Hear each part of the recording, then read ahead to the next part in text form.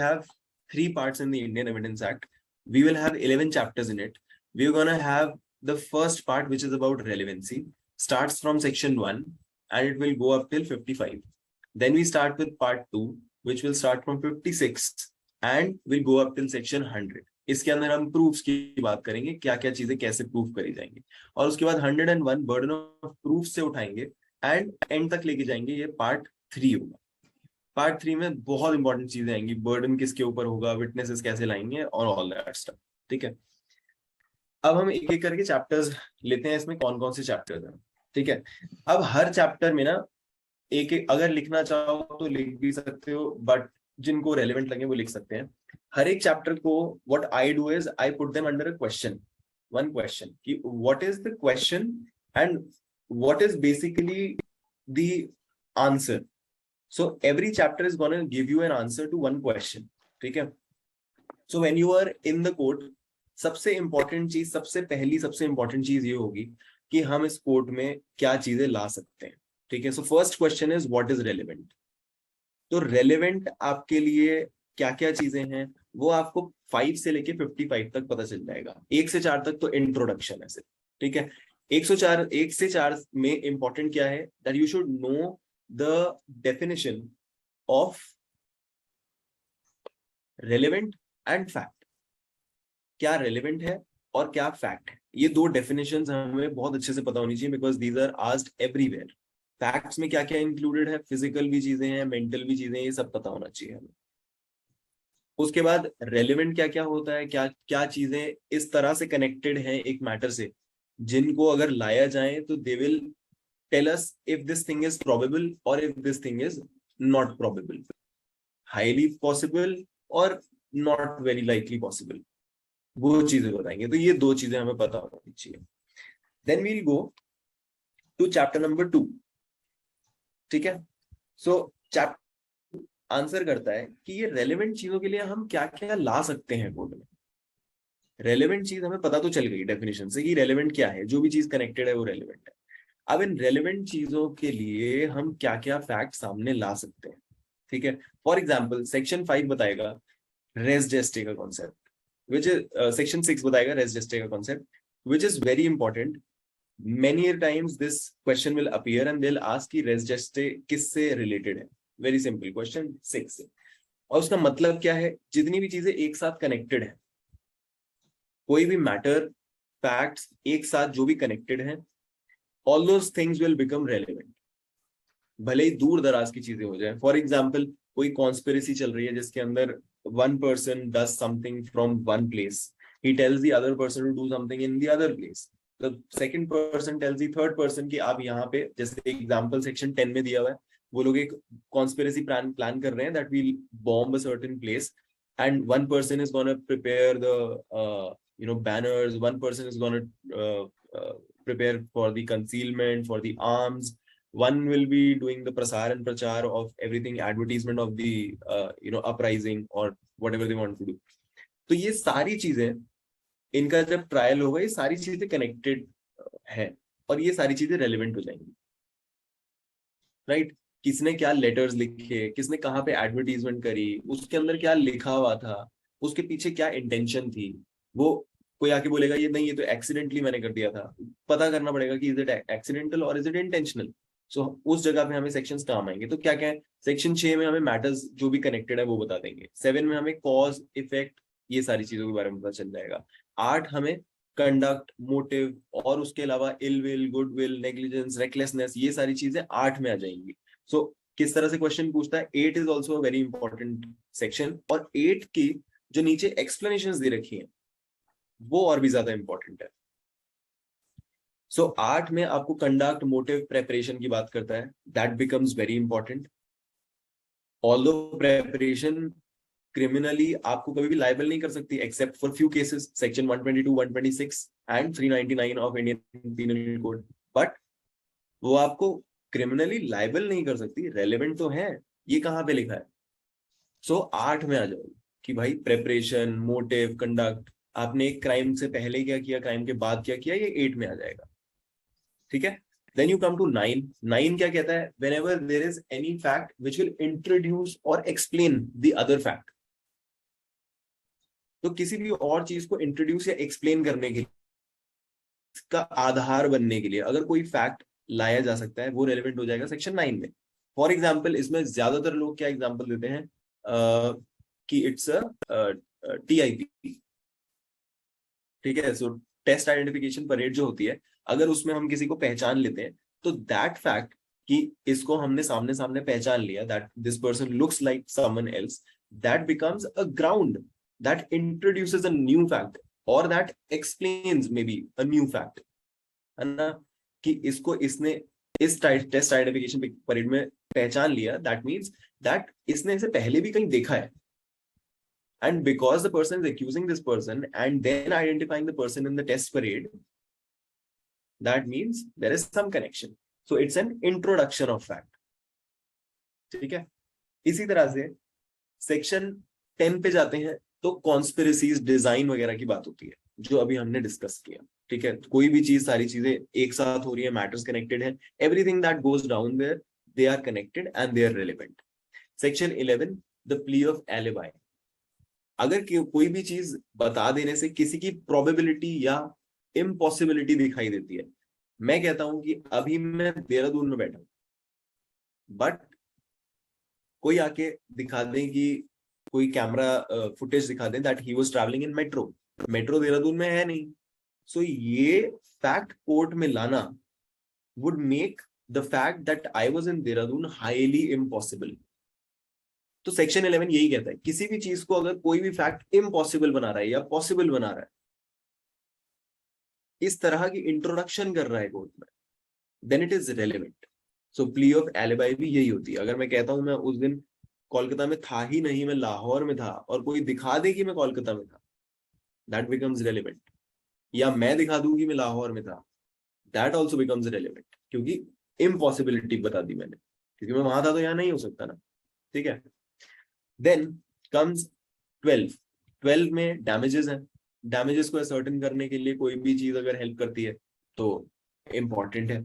इसी 12 के आगे वाले ये बहुत ज्यादा 13 और 16, 13 और 16 बहुत ज्यादा इंपॉर्टेंट नहीं है। Come to 14 and 15। 14, 15 बहुत ज्यादा इंपॉर्टेंट है। 14 will talk about the bodily feeling, the mental element.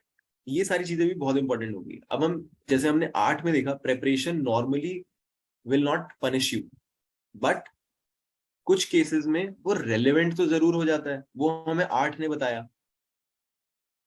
Similarly 14 will tell us about mens rea. Mens rea तो कहीं भी किसी भी ऑफेंस में पनिशेबल नहीं होता, है ना। बट सिर्फ पनिशेबल ना होना उसको इररेलेवेंट बना देगा? नहीं, वो रेलेवेंट तो है ही, because it can show our motive. Motive वैसे एक्सप्रेसली लिखा नहीं है। ये बड़ा अच्छा क्वेश्चन है, सेक्शन 14 पे कई बार क्वेश्चन आ जाता है कि कौन कौन से एलिमेंट्स लिखे गए हैं सेक्शन 14 में। तो सेक्शन 14 के एलिमेंट्स जरूर याद कर लेना। तो इंटेंशन हो गई, नॉलेज हो गया, रेकलेसनेस हो गई, नेग्लिजेंस हो गई, इलविल हो गई, गुडविल हो गई, ये 6 एलिमेंट्स हैं। ठीक है, इसके अलावा नहीं है, एक बार चेक कर लेना। तो कई बार वो डाल देते हैं motive. Now you get confuse कि यार जब इंटेंशन लिखा एक है, बार नॉलेज लिखा, तो आप मोटिव भी लिखा ही होगा, हम दोबारा मोटिव लगा बोलोगे देते हैं, राघव बट जी? मोटिव वहां पे नहीं है। एक बार बोलोगे चीजें दोबारा? वो दो चीजें, इंटेंशन और knowledge related to the mind, ठीक है। एंड फिर उसके बाद रेकलेसनेस एंड नेग्लिजेंस, दो चीजें again related to each other. Sorry sir, कुछ कह रहे हैं आप? रेकलेसनेस आगे? सर सेक्शन 14 में देखो, रेकलेसनेस, नेग्लिजेंस, ये दो चीजें हैं। इंटेंशन और नॉलेज, गुडविल एंड इलविल, ये कनेक्ट करके चलना तो याद रहेंगे आपको। दो दो के जोड़े बने हुए हैं, intention and knowledge, ill will and goodwill, negligence and recklessness. ठीक है। सो ये भी रेलिवेंट होते हैं। 14 के अंदर इसकी दो एक्सप्लेनेशंस बहुत ज्यादा इंपॉर्टेंट है, जो कैरेक्टर की बात करती हैं, प्रीवियस कन्विक्शन की बात करती हैं, बहुत ज्यादा इंपॉर्टेंट है। जनरल कैरेक्टर बताओगे या नहीं बताओगे, पर्टिकुलर डिस्पोजिशन के बारे में बताओगे या नहीं बताओगे, प्रीवियस कन्विक्शन रेलिवेंट होगी या नहीं होगी। ठीक है। So that will also be very important, और 8 के साथ इसको रीड किया जाता है। देन अच्छा, कैरेक्टर एंड डिस्पोजिशन 8 में आता है, सो वो भी आपको याद रखना है। 8 और 14 एक साथ पढ़ना इंपॉर्टेंट है। Then we come to section 15। 15 क्या बताता है? कोई चीज एक्सीडेंटल थी या इंटेंशनल थी। 16 ज्यादा इंपॉर्टेंट नहीं है। उसके बाद हम एडमिशंस पे आ जाते हैं, ठीक है। तो अब हम आ गए एडमिशंस पे, ठीक है। एडमिशन एक सेपरेट पार्ट बनाया गया। अगर आप बेयर एक्ट में देखोगे तो चैप्टर के अंदर भी चैप्टराइजेशन है। अब एक क्वेश्चन ये आंसर करता है। पहला क्वेश्चन हमें क्या आंसर किया कि सर फैक्ट्स और रेलेवेंट फैक्ट्स कौन कौन से होते हैं और कौन कौन से को हम कोर्ट में ला सकते हैं। क्या हम हर चीज लेके आ सकते हैं? क्या मैं कोई भी चीज आके बता सकता हूँ कोर्ट में? नहीं बता सकता। If I am talking about a certain conspiracy, I cannot bring the fact into the court कि जिस बंदे ने कॉन्स्पिरेसी करी वो लैपटॉप कौन सा यूज करता है। Is it related?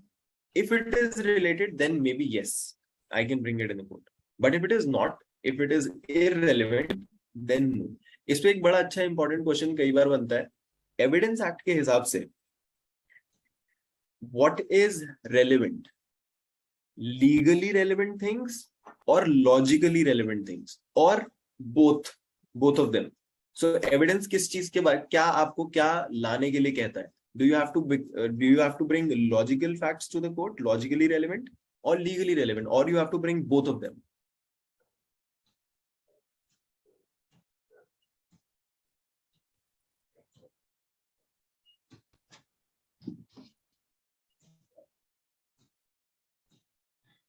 कौन सा फैक्ट रेलेवेंट होगा? रेलेवेंसी किस चीज पे बेस्ड है? लीगैलिटी पे या लॉजिक पे या दोनों पे?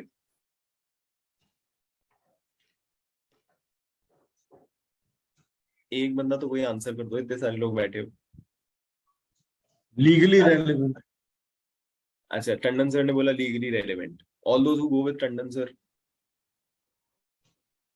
Logically relevant. Logical. Prashant sir से is logical. Anybody? Any other? अच्छा, चारू गोज विद लॉजिकल। ठीक है, तो चार मतलब शायद प्रशांत सर ऐसा सोच रहे हैं कि कोई चीज लॉजिकल होगी उसके बाद आप लीगल देखो, पहले लॉजिकल देखो फिर लीगल देखना, so that makes sense. Tandon sir सोच रहे हैं कि कभी कभी हम जब मेडिकल एविडेंस की बात करते हैं तो हम मेडिकल, जैसे हमने इंसैनिटी की बात करी थी, तो हमने उसमें बोला था कि हमें मेडिकल इंसैनिटी नहीं चाहिए, हमें लीगल इंसैनिटी चाहिए, लॉ अपने हिसाब से चलता है। तो एक ये भी ग्राउंड हो सकता है। Anybody else with any other opinion?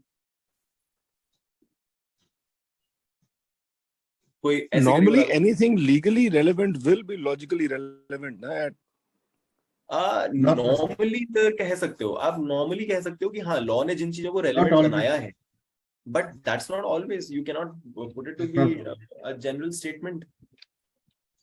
क्योंकि अगर मैं कहूं पुलिस के सामने दी हुई स्टेटमेंट जो है वो रेलेवेंट हो सकती है, लॉजिकल भी है, सॉरी लॉजिकल तो है ही, ठीक है, मगर वो रेलेवेंट है या नहीं है, और उसके बाद वो एडमिसिबल है या नहीं है, तो कोर्ट तो बाइफरकेट कर देता है ना फिर उन चीजों को। लॉ तो पूरा बाइफरकेट करके रख देता है ना।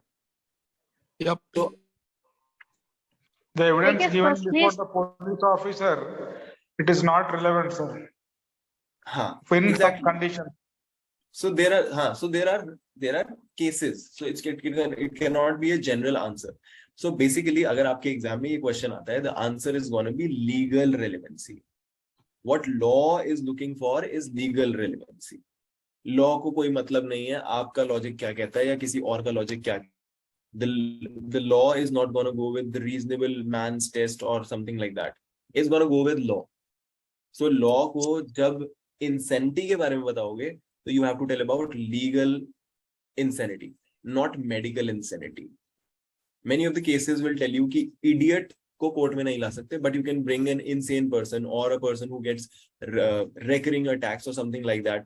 तो ऐसी कुछ जजमेंट्स हैं, इंटरप्रेटिव जजमेंट्स हैं। बेसिकली पॉइंट यही है, जब लॉ कहेगा हाँ ये इंसैनिटी एक ऐसी इंसैनिटी है in which the person does not understand the nature of the act, that is when you call it legal insanity, and that is when you can take a defense.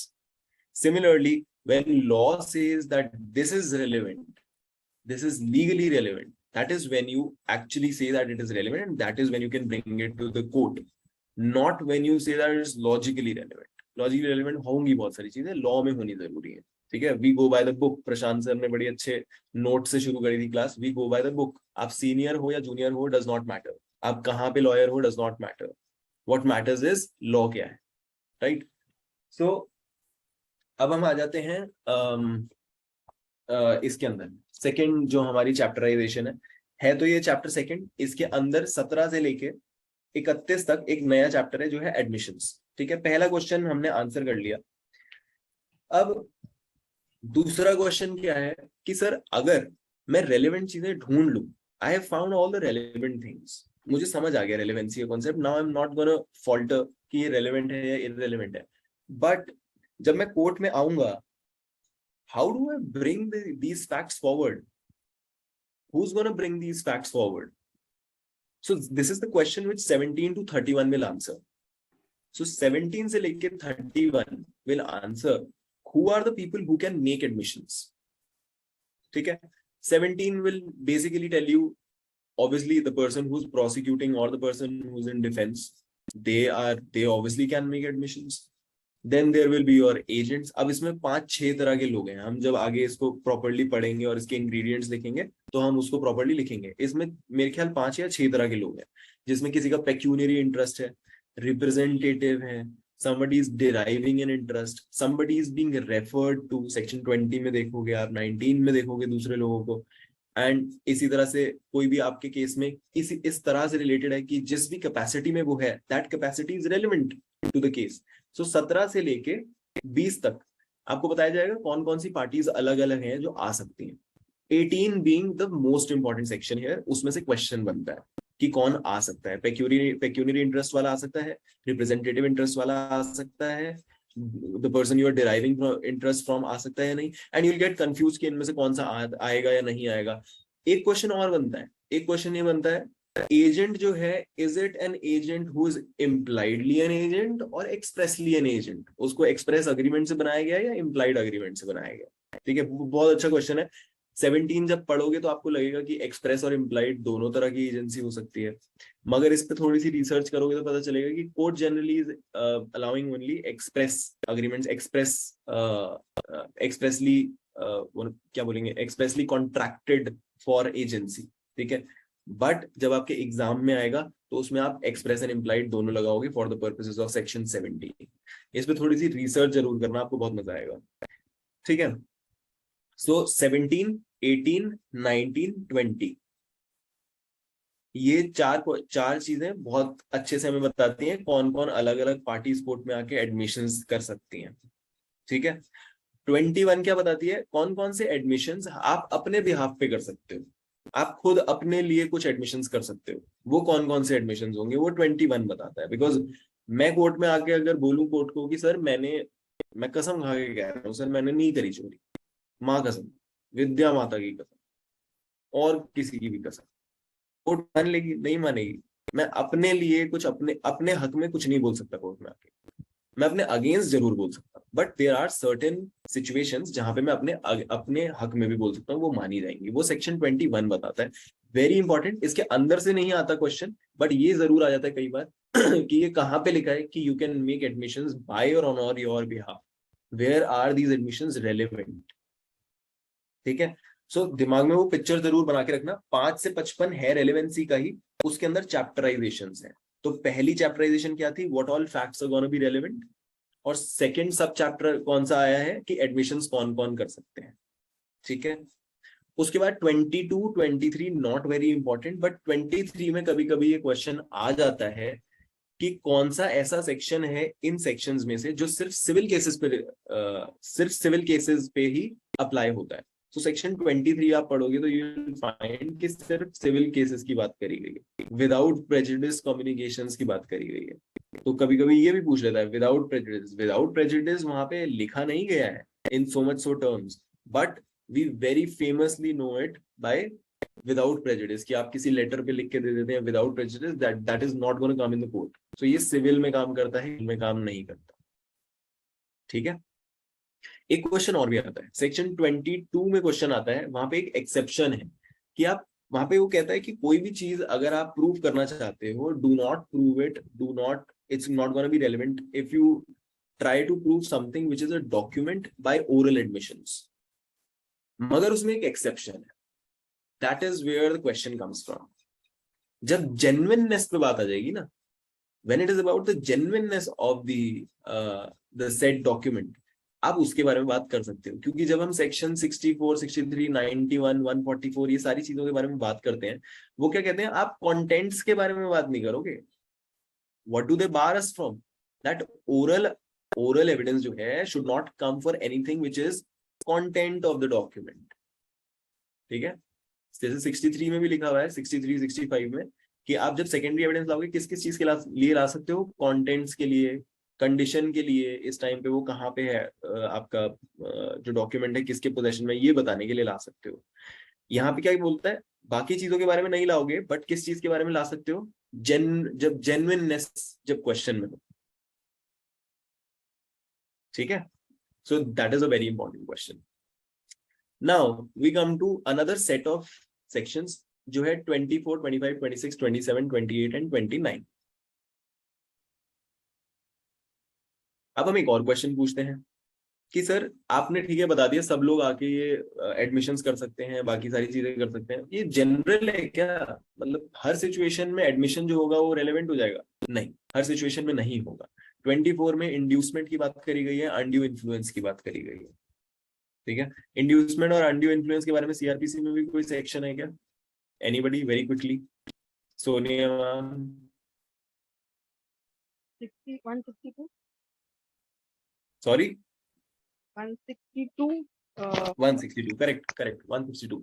सो 161 वाली जो statements हैं, 162, 163 actually, 162 में signing की भी बात होती है, and then 163 में अनड्यू इन्फ्लुएंस वगैरह नहीं होना चाहिए। ठीक है, सो यहाँ पे भी यही कहते हैं, एडमिशन जो है वो होना चाहिए वॉलेंटरी, वो कभी भी इंड्यूसमेंट के अंडर नहीं होना चाहिए, अनलॉफुल कोई किसी भी तरह का डिवाइन डिस्प्लेजर वगैरह की बातचीत हो रही है, ऐसा कुछ है ना, तो ऐसा कुछ अगर कहा जा रहा है और आपको धमकाया जा रहा है, तब आपका एडमिशन जो है वो नहीं लाया जाएगा, it will not be relevant. 25, 26, 27 police custody की बात करता है। 25 और 26 में डिफरेंस क्या है, इस चीज पे क्वेश्चन आ जाता है। ठीक है, 25 जो है, 26 में the person is in custody, that is what you have to remember, and these sections are very important. Then section 27 तो इतना ज्यादा इंपॉर्टेंट है कि इसके बारे में तो अलग से एक आर्टिकल पढ़ के जाना। और 27 के केस लॉज भी बहुत इंपॉर्टेंट है, बिकॉज काठी कालू, देवमन उपाध्याय, ये वाले कुछ केस लॉज आने ही आने हैं, ये लेके चलना, आपको कुछ ना कुछ तो दिख ही जाएगा इनमें से।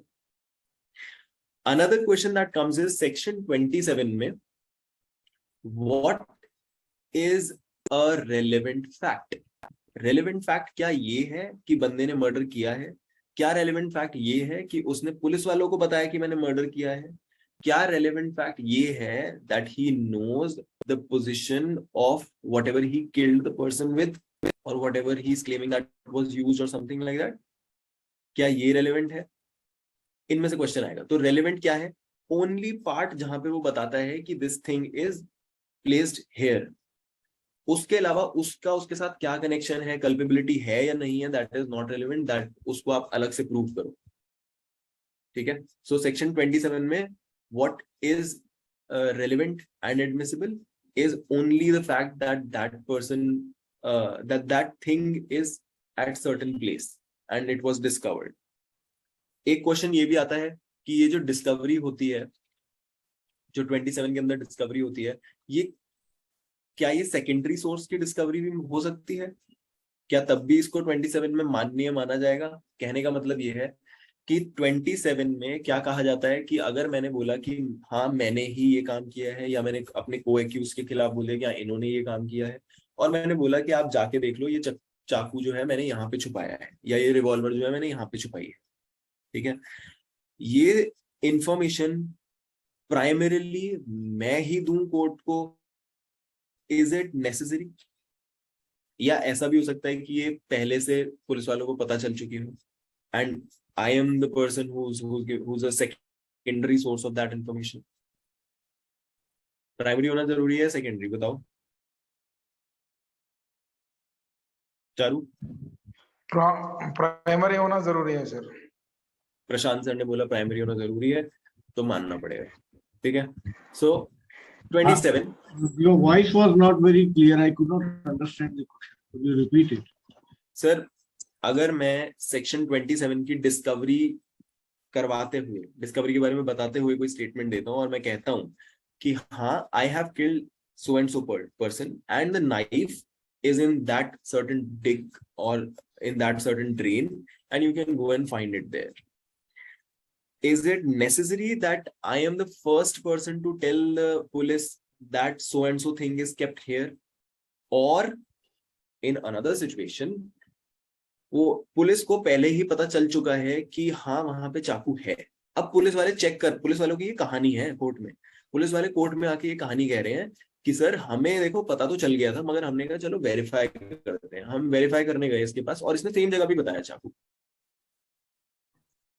क्या ये 27 की डिस्कवरी मानी जाएगी? नहीं मानी जाएगी, क्योंकि तुम्हें पहले पता चल चुका था। अब तुम झूठ बोल रहे हो, सच बोल रहे हो, हमें उससे कोई लेना देना नहीं। पुलिस की कोई भी स्टेटमेंट माननीय नहीं है।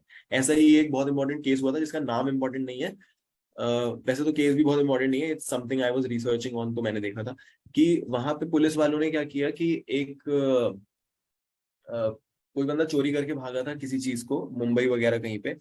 तो जिस भी चीज की चोरी करी थी और जहां पे वो बाद में छुपा दिया गया था, उसकी जानकारी वो पहले ही एक ऑफिस से ले चुके थे। उसके बाद जाके उन्होंने इस बंदे को पकड़ा और फिर उससे भी मारपीट के इन्फॉर्मेशन ली कि तूने वो चुरा के अभी रखा कहाँ पे उस चीज को, है ना। ये चीज हम समझ चुके हैं। अभी तक हमने थेफ्ट आईपीसी में पढ़ा है कि थेफ्ट जरूरी नहीं है कि आप उठा के अपने ही घर लेके जाओ। ऐसा भी हो सकता है कि मैं यहाँ पे किसी का फोन पड़ा हुआ है और मैं उसको किसी तरह से अभी के लिए हाइड कर दूं, so that the person thinks that the phone is not there and afterwards I come and collect it. This is also theft. We've already discussed this in IPC, है ना। तो उसने भी कुछ ऐसा ही किया, उसने डॉक्यूमेंट्स उठा के कहीं रख दिए और उसके बाद वो बाद में पकड़ा गया। पता चल चुका था पहले ही कि डॉक्यूमेंट्स वहां पे हैं, किसी से पूछ के, ऑफिस वालों से, बट बाद में जाके मारपीट के उससे बुलवाया गया और उसको यूज करने की कोशिश करी गई इन 27। That could not be used.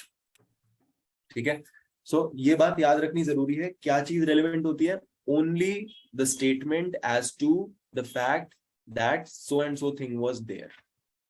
ठीक है, एंड दूसरा क्वेश्चन क्या बना? प्राइमरी होनी चाहिए या सेकेंडरी होनी चाहिए information? It should be primary.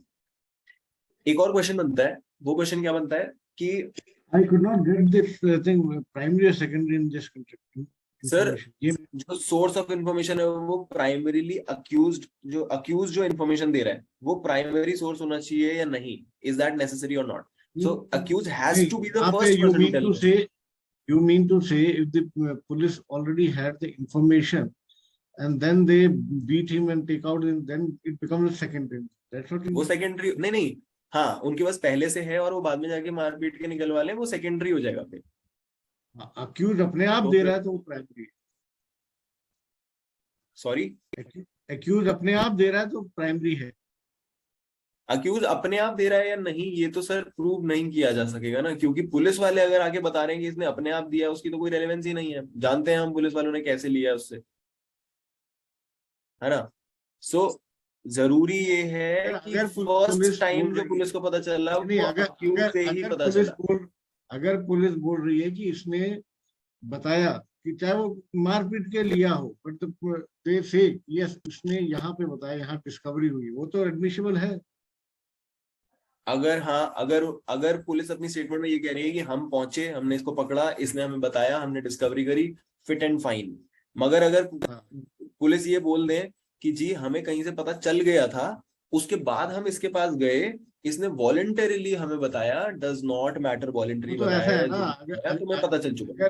अगर एक्सपर्ट पुलिस वाला है वो कभी बोलेगा, अब जो नहीं है नौसिखिया, कई बार मिस्टेक होती है, कई बार पुलिस वालों में हर कोई एक्सपर्ट तो होता ही नहीं ऑब्वियसली, ठीक है ना।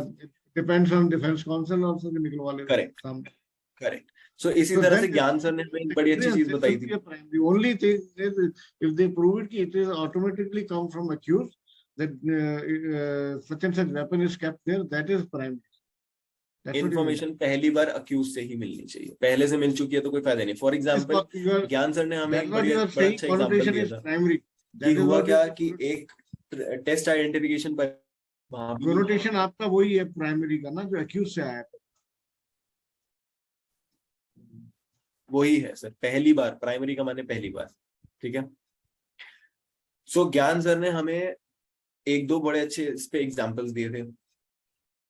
अगर कोई चाकू वगैरह जो है, जो छुपाया गया है, वो छुपा दिया गया है, नाउ पुलिस को वो मिल जाता है या कुछ ऐसा हो जाता है कि पुलिस को मिल गया and they have recovered it, the other lawyer in the case what he did was he proved with the help of whatever evidence that जो चाकू था it was not inside a pit, it was kept on the road, it was left on the road or it was left on उन्होंने जो example दिया था उसमें specifically उन्होंने बोला था कि एक कुआं था, कुएं की दीवार के ऊपर वो चाकू पड़ा हुआ था, वो छुपा नहीं हुआ था। अगर कोई चीज छुपी नहीं हुई है, अगर कोई चीज खुले में पड़ी है, तो फिर उसमें 27 की डिग्री काम नहीं करेगी, because it does not have to be discovered. तो पुलिस ये बोल नहीं सकती कि जी हमें नहीं पता था, हमें तो इसने बताया कि वो तीसरे शहर में कहीं पे इस कुएं के पास एक चाकू पड़ा है, हमने वहां जाके देखा। अगर वो खुलने में पड़ा था तो कोई फर्क नहीं, कोई फायदा नहीं होगा उससे। तो ये भी एक क्वेश्चन, वो एक आपको पैराग्राफ दे देंगे that so and so thing was lying here or there, and if it is lying in the open then 27 apply नहीं करेगा। ठीक है, so 27 बहुत डिस्कशन कर लिया हमने, although it's a deserving section।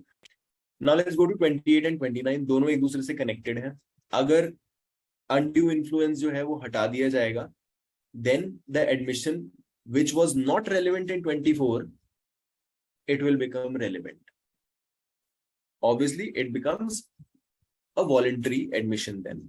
ठीक है, क्वेश्चन कभी कभी आ जाता है कि क्या एक एडमिशन जो इनवॉलंटरी एंड इररिलेवेंट था 24 में can become a voluntary admission, the same admission afterwards. हाँ, वो बन सकता है। कौन से सेक्शन में? 28 में। दोनों तरह से क्वेश्चन पूछा जा सकता है कि 24 में जो एडमिशन इररिलेवेंट है वो रेलेवेंट कहाँ पे होता है? 28 में हो जाता है। ठीक है, नाउ 29 क्या कहता है कि सर एवरीथिंग पुट असाइड, अगर आपने इंटॉक्सिकेशन में कुछ कह दिया है, या हमने कोई डिसेप्शन आपके ऊपर प्रैक्टिस किया है, कोई सीक्रेसी का प्रॉमिस किया था, उसके तहत हमने आपसे कोई एडमिशन निकलवाया है, that will not become irrelevant just because कि हमने सीक्रेसी करी या डिसेप्शन करा और आप आके बोलो कि मेरे पे तो अनड्यू इन्फ्लुएंस है। No, that is excepted out, because sting operations कैसे होते हैं? ऐसे ही तो होते हैं, किसी को झांसा देना, ट्रैप करना। ठीक है, सो 29 सेज secrecy, promise और ये सारी चीजें they will not make an admission irrelevant। ठीक है, सो इनका रिलेशन याद रखना। हमने अभी तक क्या पढ़ा? 17 से 21 तक पार्टीज के बारे में बात हो रहा था, 22 और 23 में सिविल वाली चीजों के बारे में बात हुई, 24, 28 और 29 एक साथ रिलेटेड हैं, admission, undue influence, secrecy, promise, और 25, 26, 27 एक साथ में। ठीक है, एक क्वेश्चन और भी बनता है, बहुत इजी क्वेश्चन है। which section are section 25 and 26 subject to? They are subject to 27 obviously। ठीक है, इसी तरह से एक और क्वेश्चन बनता है, which section is section 32 subject to? Section 32 of Indian evidence act कौन सी दूसरी धारा के अधीन है? Any idea, anybody, any wildest of guess? 58. Repeat the question sir section 32 जो है, धारा 32 कौन से सेक्शन के अधीन है? कौन से सब्जेक्ट, कौन से सेक्शन के सब्जेक्ट में है? चारू आपने क्या बोला? I guess 58. 58, why so? 58 का तो है admissions, admitted, whatever you admit that you don't have to prove। Right, sorry. नहीं, I got excited because the answer is 158। तो मैंने इसीलिए बोला वाइल्डेस्ट गेस मार लो, because it's something that we don't relate very soon. जब तक हम 5-6 बार नहीं पढ़ चुके होते तब तक हमें ये चीज याद नहीं रहती। ठीक है, सो ये चीज को भी याद रखना। 32 को Sorry, 158 I have के साथ, written 158 and I said 58. I mean, I have written in my notes it's 158 along with 32, but I said 58. अच्छा चलो, नो प्रॉब्लम, क्लरिकल मिस्टेक चलती है, कोई बात नहीं, दैट्स ओके। सो 32 और 158 एक साथ पढ़ने वाली चीज है, इस चीज को भी ध्यान रखना। और इसी तरह काफी अनरिलेटेड और बहुत दूर दूर के चैप्टर्स में क्या है, सेक्शन 22, सेक्शन 91 एंड सेक्शन 144, ये सारी चीजें भी एक साथ पढ़ी जानी चाहिए, मगर क्योंकि अलग अलग चैप्टर्स में हम कभी कभी उनको रिलेट करना भूल जाते हैं। ठीक है, 22, 91, 144, 22, 91, 144 क्या क्या बातें करते हैं। 22 जनरली हमें बताता है कि कुछ भी ओरल धीरे एविडेंस, बोलना था ओरल कि एडमिशंस नहीं लेके आओगे। 22, 90, सर 22, 91, 144, सॉरी आवाज नहीं आ रही। 22, 91, 144।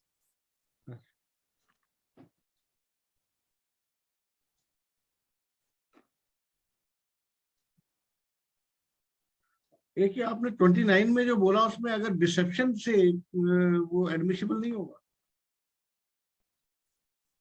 डिसेप्शन, अगर आपके ऊपर डिसेप्शन यूज किया गया है, सिर्फ वो रीजन नहीं बन जाएगा कि आप कह दो कि मेरा एडमिशन जो है वो तो इररिलेवेंट हो गया, रेलेवेंट दैट विल होगा, not become a reason.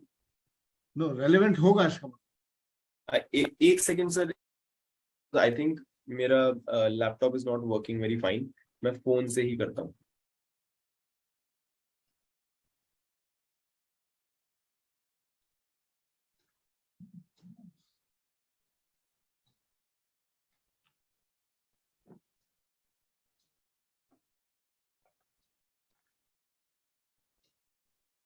Is the video fine now? या आप कुछ बोल रहे थे टेलीफोनिक या ये क्या बोल रहे थे, what is that word use 29 का ना। हाँ, हेलो 29 का सर क्या? आपने बोला था व्हाट इज दैट स्पाइन का क्या बोल रहे थे, I am forgetting that word, sting operations का। Sting operations. हाँ कुछ बोला था आपने, what is, I couldn't hear that type. हाँ, तो स्टिंग ऑपरेशंस में क्या होता है ना कि you play a deception on the person, you deceive हाँ द पर्सन। आप उसके पास हाँ सिविल ड्रेस में आते हो, कुछ पूछते हो और वो बता हाँ देता है और हाँ आप ठीक फंसा देते हो। ठीक तो ठीक है। 24 और 28 पढ़ने के बाद इंडियन एविडेंस एक्ट हमें ये बताता है कि 24 और 28 में मैंने ये कहा है कि अनड्यू इन्फ्लुएंस में कुछ अगर हो जाए तो वो इररिलेवेंट हो जाता है।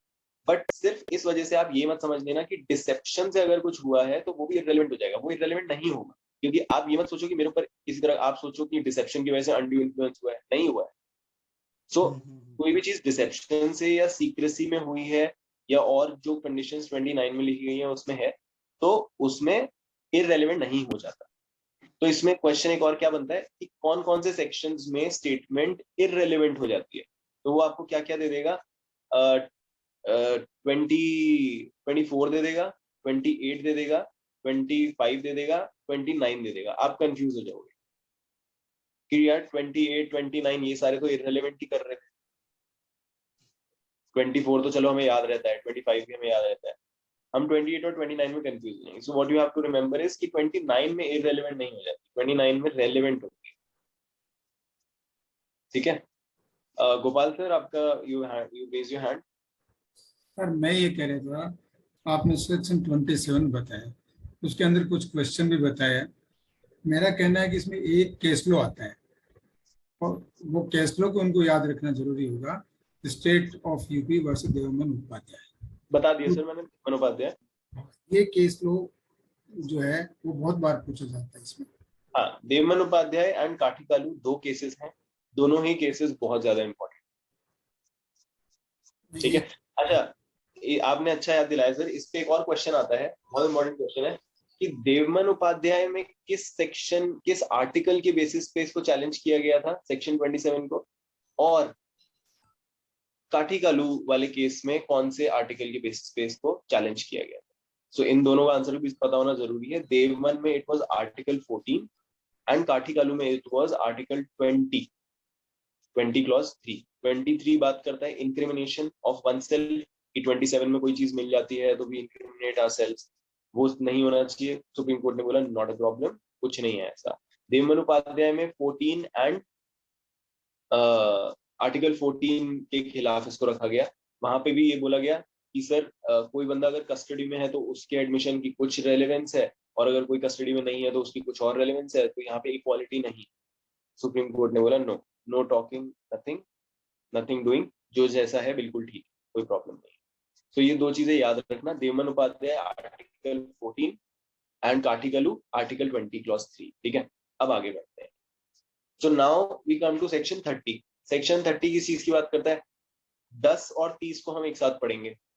10 में हमने क्या बात करी थी? जब हम रेलेवेंसी के सब चैप्टर में थे तब हमने बात करा था कि जब कोई कॉन्स्पिरेसी हो रही है, इन फर्दरेंस ऑफ डिजाइन कोई भी बातचीत होती है, तो वो सारी की सारी बातें रेलेवेंट है, क्योंकि वो एक तरह से रेस जेस्टे को फुलफिल करता है, because they are connected with each other in a way that they can explain things. ठीक है, नाउ 30 क्या कहता है? जब भी किसी का जॉइंट ट्रायल हो रहा होगा और एक को अक्यूज्ड दूसरे को अक्यूज के खिलाफ कोई स्टेटमेंट देगा, तो क्या वो रेलेवेंट होगी या नहीं?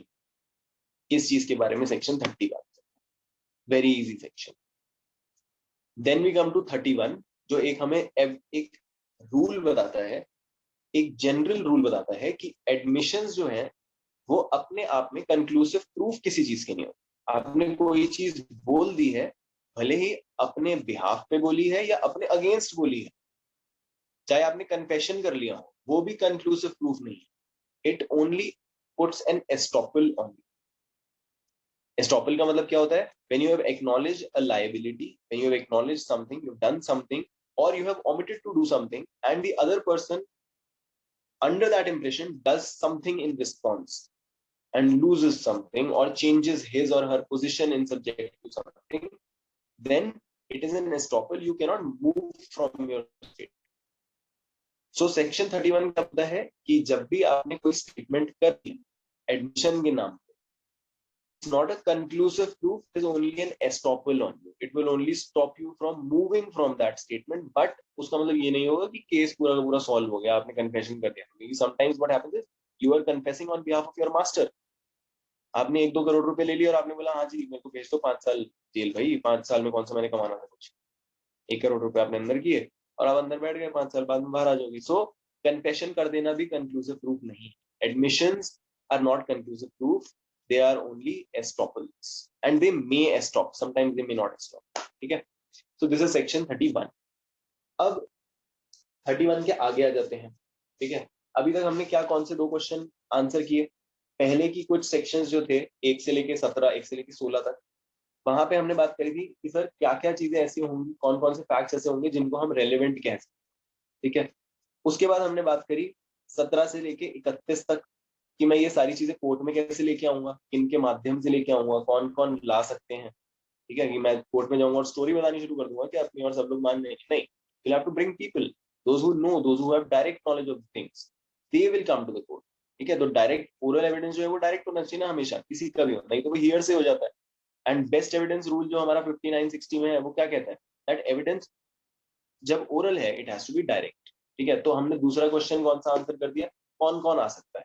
ठीक है, जनरली सब लोग आ सकते हैं, बट कुछ उसके ऊपर बार्स भी हैं, उनके एडमिशंस वगैरह रेलेवेंट कहाँ होंगे, कब नहीं होंगे, अनड्यू इन्फ्लुएंस में होंगे या नहीं होंगे, पुलिस की कस्टडी में होंगे या नहीं होंगे, ये सारी चीजें। को अक्यूज एक दूसरे के खिलाफ कर रहे होंगे या नहीं होंगे। को अक्यूज पे एक बहुत इंपॉर्टेंट क्वेश्चन आता है, बहुत ही ज्यादा इंपॉर्टेंट। अगर कोई को अक्यूज है और उन्होंने एक स्टेटमेंट बोली है किसी अपने दूसरे को अक्यूज के खिलाफ, तो वो मान्य होगी या नहीं होगी? आप इसका आंसर क्या करोगे? होगी या नहीं होगी?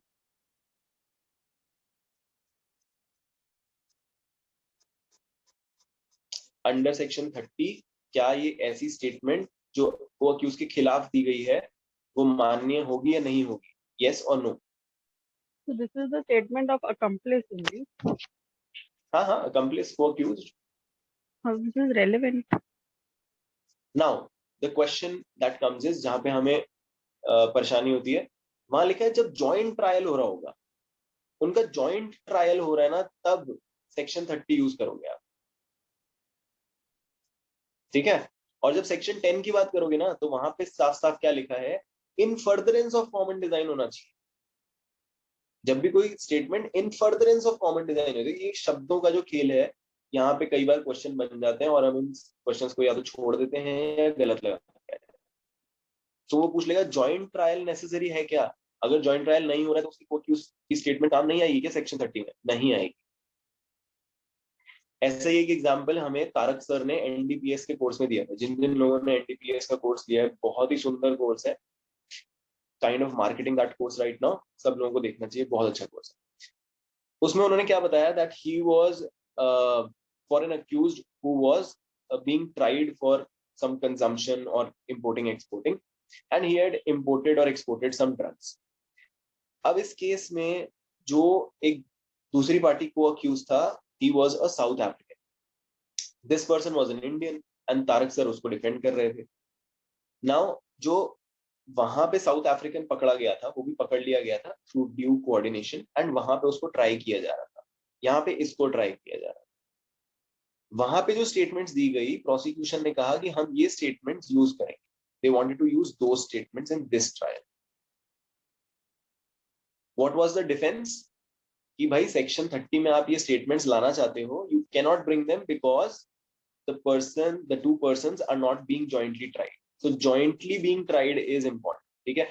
एक और चीज इसके अंदर है, स्टेटमेंट्स प्रूव हो जानी चाहिए। देखो कहीं पे लिखा हुआ है, एक बार अगर आप रीड करोगे, स्टेटमेंट प्रूव हो जानी जरूरी है को accused. It is after that that you use it, and the other situation is, other condition is that it should be a joint trial.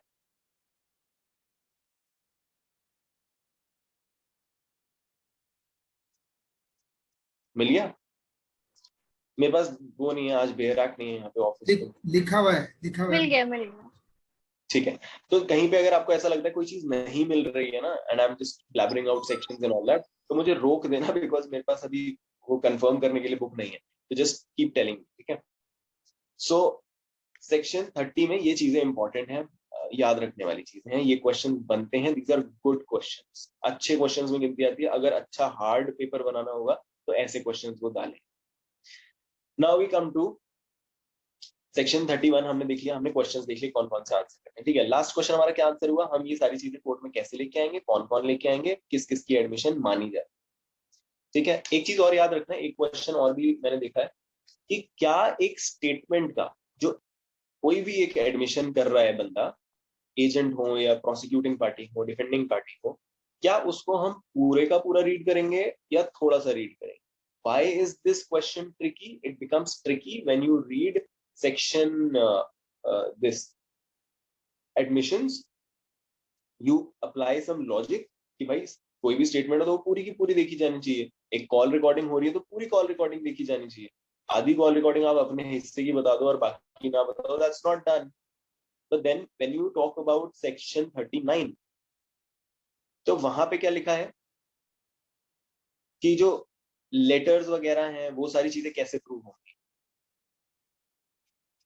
और उसके अंदर वो क्या कहता है कि जहां जितना रेलेवेंट है उतने लेटर्स आप लेके आओ। आपको जरूरी नहीं है कि सारा पूरा पूरा अकाउंट उठा के ले आओ ऊपर से नीचे तक का, है ना। सो ये इंपॉर्टेंट है। अब एडमिशन पूरा होना चाहिए या सिर्फ पार्ट में होना चाहिए, क्वेश्चन ये बन जाएगा, ठीक है।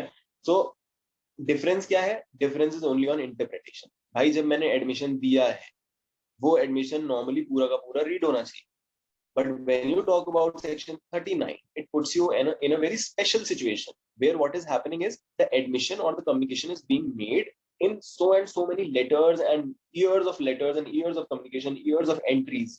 वो एक स्पेशल सेंस है। आप सब चैप्टर जो है, जो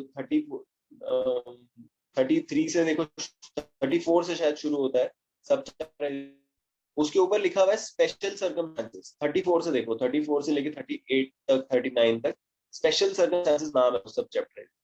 सो you are putting yourself in special situation. So 17 18 जो उससे पहले के सेक्शन है, that is a general situation where whenever you say do we have to use the complete statement? Yes, you have to use the complete statement, the complete admission. But when you come into the special circumstances, then you only have to prove the very particular, useful and relevant things. जब आप entries की बात करते हो तो 34, 35, 36 में जो आप बात कर रहे हो, you have to only talk about those entries जो relevant हैं इस केस के साथ, जो रिलेटेड है उससे। अब अगर मैं एक गल्ले पे, मेरी एक दुकान, मैं एंट्रीज बना के रखता हूँ, मेरे और टंडन सर के बीच में एक विवाद हो गया कि भाई इन्होंने मेरे इतने पैसे देने, ठीक है, मैं हर रोज वो एंट्रीज लिखता हूँ, सालों से लिखता आ रहा हूँ, और वहां पे लिखा हुआ है भाई टंडन सर ने इतने पैसे दे दिए, इतने दे दिए, इतने दे दिए, इतने दे दिए, अब इन्होंने इस चीज के पैसे मेरे को नहीं दिए थे, मैं बोलता हूँ, ठीक है ना। तो अब मुझे सिर्फ इनकी एंट्री और इनकी लॉग्स को कोर्ट में लाना होगा, या आप बोलो कि नहीं जी पूरा का पूरा एडमिशन लेके आओ, हमें तो आपके सारे रजिस्टर चाहिए जो आपके 10-15 साल से चल रहे हैं, क्योंकि वो पूरा का पूरा तो एक चीज है ना, that's one record, we want all of that. क्या करोगे वो सारे के सारे? जो श्रद्धा मेरे से सामान खरीदती है, या चारू मेरे से सामान खरीदती है, या सोनिया मैम मेरे से सामान खरीदती है, या XYZ प्रशांत सर खरीदते हैं, गोपाल सर खरीदते हैं, अरे उनके सामानों का क्या करोगे? उनसे मेरा डिस्प्यूट थोड़ी है, dispute Tandon sir says. So it's a special circumstance. There you don't have to bring everything. You bring only what is important in that situation. ठीक है? So that is also one question that comes. पूरा का पूरा use होना चाहिए या नहीं? तो जनरली अगर पूछ रहे हैं तो पूरा यूज होना चाहिए। अगर वो बोले कि भाई 34 में, 35 में, 36 में, 39 में कितना यूज होना चाहिए, तो only that is important. Right? So that is this question. अब जब हमने 3 के बारे में बात कर ली कि हम किस किस तरह से लेके आएंगे और क्या क्या करेंगे, अब अगर कोई बंदा करे कि चलो ठीक है मैं इन सब लोगों को लेके तो आ गया, मैंने एडमिशंस तो करा दिए, but you know there is maybe someone's talking about his grandfather and he says that my grandfather is the one who knows everything about the matter and now my grandfather is no more. Now what? You said that you could bring people to the court who can make admissions and statements, but now the person is not around. What do I do? That is where section 32 and 33 come into force. So 32 हमें क्या बताता है? When the person is not around, when the person is not in your reach, तब आप क्या करोगे उसका? तब उसके एडमिशंस वगैरह का कैसे होगा, स्टेटमेंट्स कैसे होंगी, तो वो डाइंग डिक्लेरेशन वगैरह में आ जाता है। So it's not only about dying declaration, dying declaration is just one part which is the first part of section 32। उसके अलावा क्या क्या हमें इसमें इंपॉर्टेंट है? 32 का 2, 32 का 3, 32 का 7 एंड 32 की 8 एंट्री, ठीक है। सो 1 2 3 7 एंड 8, 8 ही एंट्रीज है ना 32 में।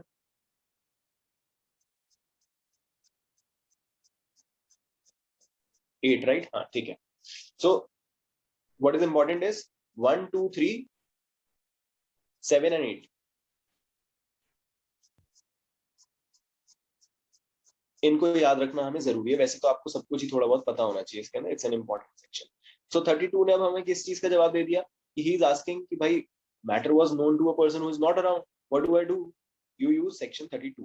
That is where you can get the statements of the people who are not in the reach of the court, who are not coming to the court, or who would not come to the court because the opposite party won't let them come.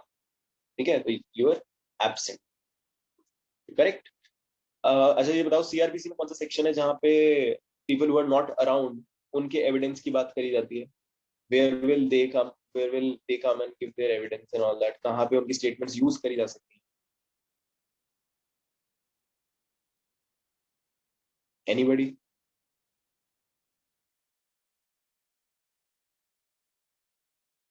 Sonia ma'am आपने मुझे शायद पिछली ही किसी class में इसका answer दिया था। I had asked the same thing. आपने वर्ड चेंज करके पूछा होगा, मेरा दिमाग काम नहीं करता। अच्छा चलो ठीक है। सो चलो सेक्शन 295 से लेके 305 के बीच में कहीं पे ये सेक्शन है। देख के थोड़ी सी मेहनत करके बताओ सो दैट आपको याद रहेगी कहाँ पे, ठीक है। Let's go on. अब हमने 32 देख लिया, 32 एंड 33 जब आपको बुलाया नहीं जा सकता, ठीक है, तब आप क्या करोगे? तो जिसको नहीं बुलाया जा सकता डाइंग डिक्लेरेशन वगैरह उसमें यूजफुल हो जाएगी।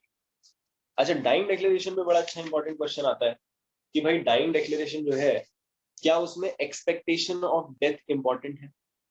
एक्सपेक्टेशन ऑफ डेथ क्या नेसेसरी है? टंडन सर एक बार रीड करो सेक्शन 32। आपने बड़ी जोर से गर्दन घुमाई ऐसे है ना? तो expectation of death related to death होना जरूरी, ठीक है। और इसी के साथ इसके अंदर एक इलस्ट्रेशन है, I think it's about the master of a ship casting away the ship and when the ship sinks and all that. तो उसकी एंट्री जो लॉग होते हैं वो इंपॉर्टेंट होते हैं. प्रशांत सर, आप कुछ कहना चाहते हो? Yes, sir. Yes sir. ये आपने जो बोला वो सेक्शन 299 है, उसका 32 से रिलेटेड सीआरपीसी. 32 ना sir section? Right, sir, got 32 it. का जो contemporary section 299 CrPC. The cases in which the statements of the relevant fact by a person who is dead or cannot be found, etc. is relevant. The statements written or verbal of a relevant fact made by a person who is died or who cannot be found or who has become incapable of giving evidence or whose attendance cannot be produced with an amount of delay or expense which under the circumstances of the case appear to the court unreasonable or themselves relevant facts in the following cases. Shall I Right, continue, sir? Yes, sir. You just have to read the now the first point where it is about expectation of death. Just read that one. Okay. When it relates to the cause of death, when the statement is made by a person as to the cause of his death or has any of the circumstances of the transaction which resulted in the death, in cases in which the cause of that person's death comes into the question. Such statements are relevant whether the person who made them was or was not at the time when they were made under expectation of death, and whatever may be Right. the nature of the procedure. That's it, sir. So हमने तीन चीजें देखी, इसमें तीन चीजें याद रख लेना. That it has to be related to the cause of death. Death should have had happened, and that it could be an expectation of death or not. ठीक है? So could be and not. Expectation नहीं हो, that's the wrong answer. Expectation हो, that is also the wrong answer. So I stand corrected. मैंने बोला कि जरूरी है, but we have to add that whether or not expectation है या नहीं, फर्क नहीं पड़ेगा, irrespective हो जाएगा. वही ठीक तो है? बोला फिर मैंने. So तो हाँ, फिर आप उसमें सर हम बस हाँ उस हिसाब से I आप answered. देखिए. My answer was right. हाँ, but what you have to do is कि आपने बोला कि उसको expectation नहीं होनी चाहिए, that will be wrong. Expectation ना होना नहीं, expectation हो या ना हो कोई फर्क नहीं, irrespective हो जाएगा. ठीक है? So ये भी क्वेश्चन बन सकता है कि डेथ की एक्सपेक्टेशन ना हो, डेथ की एक्सपेक्टेशन हो, या irrespective of whether there is an expectation of death or not. ठीक है? इसके साथ साथ एक क्वेश्चन और भी अच्छा बनता है इसमें, मार्क करके रख लेना कि कौन कौन सी चीजों में 32 एप्लीकेबल होता है. सो एप्लीकेबल कब कब होता है? व्हेन द पर्सन, जिसमें लिखा है ना, when the person can not be found, when delay बहुत ज्यादा हो जाएगा टू फाइंड हिम, और when he is not under the reach of the court. ये जो तीन चार चीजें जो लिखी हुई हैं 32 के पहले paragraph, they are very important. उनको भी आपको मार्क करके रखना है, because they can come under code वाला क्वेश्चन. ठीक है? 1 2 3 4 में से बताओ कौन सा सही है, कौन कौन से सही है, तो that can come. That's important. ठीक है? नाउ अब हम 32 33 समझ गए. ठीक है? आपने 32 के साथ एक पूछा था सीआरपीसी का कनेक्टेड सेक्शन, वो आपने बताया सर 299. Right sir. ठीक है? तो वहां पे भी यही सेम भाषा यूज हुई है कि कोर्ट में अगर किसी को भी आना था और वो नहीं आया है, पहले की उसकी स्टेटमेंट्स हैं, वो नहीं कंट्रोल में है, उस तक रीच नहीं है कोर्ट की एंड ऑल दैट स्टफ, तो वहां पे 29 आप इसी तरह से 32 की तरह उसकी स्टेटमेंट्स वगैरह यूज कर सकते हो.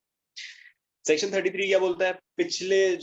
पिछले किसी प्रोसीडिंग में कोई उसने स्टेटमेंट दी थी, वो यूज हो सकती है या नहीं हो सकती है, उसके बारे में 33 बात करता है.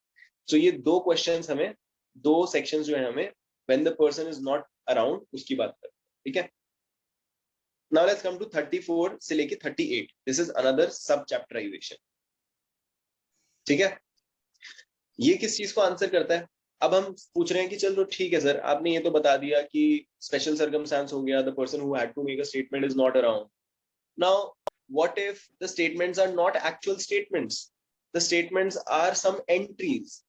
किसी तरह की प्रविष्टियां हैं जो किसी तरह के दस्तावेज में डाली गई हैं सो एंड सो टाइम पे, are those also admissible, are those also relevant? Admissibility की तो अभी हमने बात ही नहीं करी. Are those also relevant? yes, they are relevant under 34 to 38. ठीक है. तो इसमें क्या क्या आएगा? when you are making entries, जैसे मैं गल्ले पे बैठा था, मैंने अपनी दुकान में एंट्रीज बनाई, वो आ गया. जब मैं 35 36 वगैरह में, आप जैसे जैसे आगे बढ़ोगे देखोगे कि when it is your duty to make those entries, तब they become relevant. ठीक है. प्रूफ नहीं होगा उनसे कुछ भी, उन एंट्री से कुछ भी प्रूफ नहीं हो जाएगा, but they are relevant, they can come in the code. ठीक है. फिर नोटिफिकेशंस में कुछ लिखा हुआ है, maps and charts and plans जो गवर्नमेंट करती है उसमें कुछ लिखा हुआ है. ठीक है. और लॉ बुक्स में कुछ लिखा हुआ है. All these things are relevant. ठीक है. तो एक क्वेश्चन क्या आंसर कर सकते हैं कि सर स्पेशल स्टेटमेंट है, नो पर्सन, कोई प्रॉपर स्टेटमेंट नहीं है, इट्स एन एंट्री, वो कोई लॉ बुक है जहां पे कुछ लिखा हुआ है, तो क्या वो रेलेवेंट होगा? हाँ, वो रेलेवेंट होगा, वो आप ला सकते हो. ठीक है. एक क्वेश्चन बन जाता है 38 पे, अगर हम आए जहां पे लॉ बुक्स के बारे में बात करी गई है. 38 में लॉ बुक्स की ही बात करी गई है ना. सो 38 में क्वेश्चन बनता है, does it have to be Indian law? Can it be Indian law that you bringing evidence to prove? Can it be foreign law? Can it be both? ठीक है. एक क्वेश्चन बनेगा, ये आप मुझे खुद देख के बताना, सोच के बता दें. ठीक है. Under the authority of government. हाँ, under the authority of government तो होगा ही. Sorry, go ahead. Of वो such country. तो मैप चार्ट्स एंड प्लान्स में आएगा, under the government authority. But what is the question will be कि law books की जो हम बात कर रहे हैं, जो आप रेलेवेंट चीज लाना चाहते हो कोर्ट में, जो बताना चाहते हो, can it be Indian law or can it be only foreign law or can it be both? इस चीज पे आप लोग सब चेक करना. ठीक है. नाउ एक क्वेश्चन बनता है 35 और 36 में हमें कंफ्यूज करने के लिए. सॉरी, 34 एंड 35 में. 34 एंड 35 दोनों एंट्रीज की बात करते हैं, राइट? 34 बात करता है उन एंट्रीज की जो नॉर्मली कोई भी एंट्री कर रहा है, एंड 35 उस चीज की बात करता है जहां पे किसी की ड्यूटी होती है. करेक्ट. तो इस चीज को याद रखना है. 36 बहुत इंपॉर्टेंट है और 37 उतना ही नालायक सेक्शन है. तो हमें कंफ्यूजन हो जाती है कभी कभी कि 36 में मैप्स एंड चार्ट्स हैं या 37 में. तो इनको भी बाइफरकेट करके रखना. 37 वैसे बिल्कुल इररिलेवेंट, ज्यादा कोई बातचीत करने वाला सेक्शन नहीं है, आज तक मैंने किसी भी पेपर में नहीं देखा है. ठीक है. ऐसा नहीं है मैंने बहुत सारे पेपर दिए हैं, बट हाँ, मैंने पास्ट ईयर्स के बहुत सारे पेपर्स देखे हैं और सबको सॉल्व भी किया है, एपीओ के भी, जुडिशरी के भी, और एआईबी के तो चलो यूज नहीं होते, बट वैसे काफी सारे पेपर्स करे हैं. तो I know that this is the kind of trend that there is. आपने कुछ फॉरेन जजमेंट का पूछा? फॉरेन जजमेंट का सर नहीं पूछा मैंने अभी, मैंने लॉ बुक का पूछा. फॉर कलेक्शन ऑफ लॉ, चलो आप उस पर बात कर रहे हो. जो बोला था ना, ढूंढ के रखना, तो मैं उससे मैं कुछ कर दिया. ढूंढ के रखना सर, अभी बाद में बताना. बाद में बताना, अभी सब बाकी लोगों को भी तो देखने दो ना. आप तो फटाफट देख लेते हो, आपको पता होती है चीजें. सो बाद में बताना, आपको पहले सबको देखने दो, नेक्स्ट क्लास में बात करेंगे इसके बारे में. अच्छा, 36 के साथ साथ ना, सॉरी, लॉ बुक्स वाला जो सेक्शन है 38, उसके साथ साथ 86 भी लिख लेना. Section 86 where there is a presumption as to foreign judicial records. एक बार चेक कर लेना इफ 86 इज दैट. ठीक है. और उसके साथ साथ सेक्शन 56 भी चेक करना, जहां पे 56 and 57 which lists out what all is a court going to take judicial notice of. उसके अंदर भी कुछ ऐसा लिखा हुआ है जिसको आप इस चीज से रिलेट कर पाओ. The court is going to take judicial notice of something under section 57. ठीक है. So that also we need to take care of. इसमें इससे ज्यादा कोई क्वेश्चंस बनते नहीं, बेयर रीडिंग कर लोगे बहुत. अब आ गया सेक्शन 39. 39 में सिर्फ इतनी ही बात है कि भाई सो मच, जितना रेलेवेंट है उतने की बात करो, उससे ज्यादा बात मत करो. आपको पूरा का पूरी दुनिया उठा के नहीं लानी है कोर्ट के सामने, वॉल्यूमिनस चीजें आपको नहीं लेके आनी. ठीक है. Now we come to the next chapter, which is next sub chapter, which is from section 40 to 44. इस पे हमने बहुत देर तक बात करी थी जब हमने जजमेंट इन रेम और जजमेंट इन पर्सोनम समझा था आईपीसी के कोर्स में. ठीक है. बेसिकली 40 से लेके 44 जो है उसमें क्या क्या है कि जो भी जजमेंट्स दी गई हैं एक मैटर के ऊपर, उन जजमेंट्स की रेलेवेंसी क्या होगी. ठीक है. तो क्वेश्चन का आंसर हो रहा है कि ठीक है सर, हम एडमिशन में इन लोगों को ले आए, हमने एंट्रीज भी करवा ली, स्टेटमेंट्स भी करा ली, बट क्या एक जजमेंट जो दी जा चुकी है, जो पास हो चुकी है किसी एक मैटर पे, क्या वो जजमेंट किसी और मैटर पे आगे जाके रेलेवेंट होगी. याद रखने वाली चीज क्या है, इंपॉर्टेंट चीज क्या है, सेक्शन 40 जो है वो हमारा it is the rule of double jeopardy. First of all evidence act का कौन सा सेक्शन डबल जेपार्डी की बात करता है, सेक्शन 40. कोई भी एक बार जजमेंट हो गई वो बाद में आप उसको बार बार घुमा फिर आगे नहीं ला सकते बंदे के पीछे पढ़ाने के लिए. ठीक है. उसके बाद इसके अंदर कौन कौन सी 4 तरह की जुरिस्डिक्शंस हैं जिनके बारे में बात होती है. Code is PMIA. PMLA एक एक्ट है, PMIA कर दो बस. सो प्रोबेट, मैट्रिमनी, इंसॉल्वेंसी, एडमिरल्टी, ये सारे कंक्लूसिव होते हैं, कंक्लूसिव प्रूफ.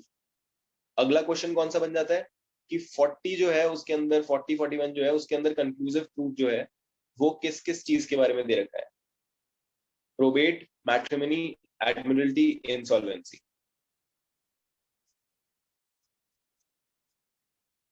राइट.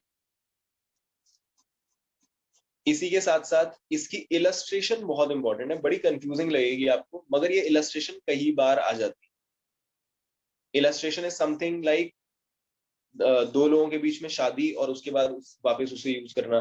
फिर एक और इलस्ट्रेशन है जिसमें कोई किसी गाय चुरा के भाग जाता है, उनके बीच में डिसीजन आ जाता है and then he use another person again for that matter. तो पुरानी जजमेंट यूज नहीं हो पाती because it does not come under PMIA, probate, matrimony, जो आपने बोला ना PMIA, ये 41 में 40 में नहीं है. 40 41 दोनों बोले सर मैंने. 40 में डबल जेपर्डी है, 41 में वो जजमेंट्स हैं जो कंक्लूसिव प्रूफ होंगी, 42 और 43 में फिर एक्सेप्शन आगे के हैं. ठीक है. 40 में बोलता है डबल जेपर्डी, 41 में बोलता है कौन सी जजमेंट्स जो है कंक्लूसिव प्रूफ हो जाएंगी, और 42 और 43 ये दोनों में सेम तरह की भाषा है कि पुरानी जो जजमेंट्स हैं उनके अलावा और क्या होगा, उससे पुरानी जजमेंट है उनके अलावा क्या होगा. जब हम इसको प्रॉपरली पढ़ेंगे तो हमें समझ आएगा. कंफ्यूजिंग है थोड़ा सा, बहुत सारे क्वेश्चंस आते हैं. एडमिरलिटी का मतलब क्या होगा, मैट्रिमोनियल एडमिरलिटी? सर मैट्रिमोनियल है, एडमिरल्टी जो है वो है आर्मी वगैरह से रिलेटेड. ओके. हाँ, मतलब कैसे आर्मी से related? जो आर्मी नेवी वगैरह से रिलेटेड मैटर्स हैं अच्छा. उन चीजों में जो जजमेंट्स हो जाती हैं वो इन रेम मानी जाती हैं. बार बार उसके ऊपर ज्यादा उसके ऊपर लिमिटेशन है, you can not bring again and again. So army, navy and all these admiralty stuff, इन सब चीजों पे भी अप्लाई करता है ये रूल. 41 वाला कंक्लूसिव प्रूफ वाला, judgment is going to be conclusive proof. ठीक है. So PMIA. Then once we have covered 40 to 44, the next sub chapter is 45 से लेके 51. अब हमने ऊपर जितने क्वेश्चन आंसर किए, हमने ये पूछा था कि कौन कौन आके स्टेटमेंट दे सकता है. हमने बताया कि वो लोग आके दे सकते हैं जो 17 से 21 के बीच में रेलेवेंट लोग हैं. 17 से 21 के बीच में कौन कौन थे? एजेंट्स थे, इम्प्लाइड एंड एक्सप्रेस अथॉरिटी थी जिनके पास, पेक्यूनियरी इंटरेस्ट वाले थे, रिप्रेजेंटेटिव इंटरेस्ट वाले थे, रेफर्ड पीपल थे. ठीक है, ये सब लोग थे. अब the person is asking, sir ये बाकी लोग तो चलो ठीक है, but there is this rack that I had of all the accounts that I used to keep in my shop.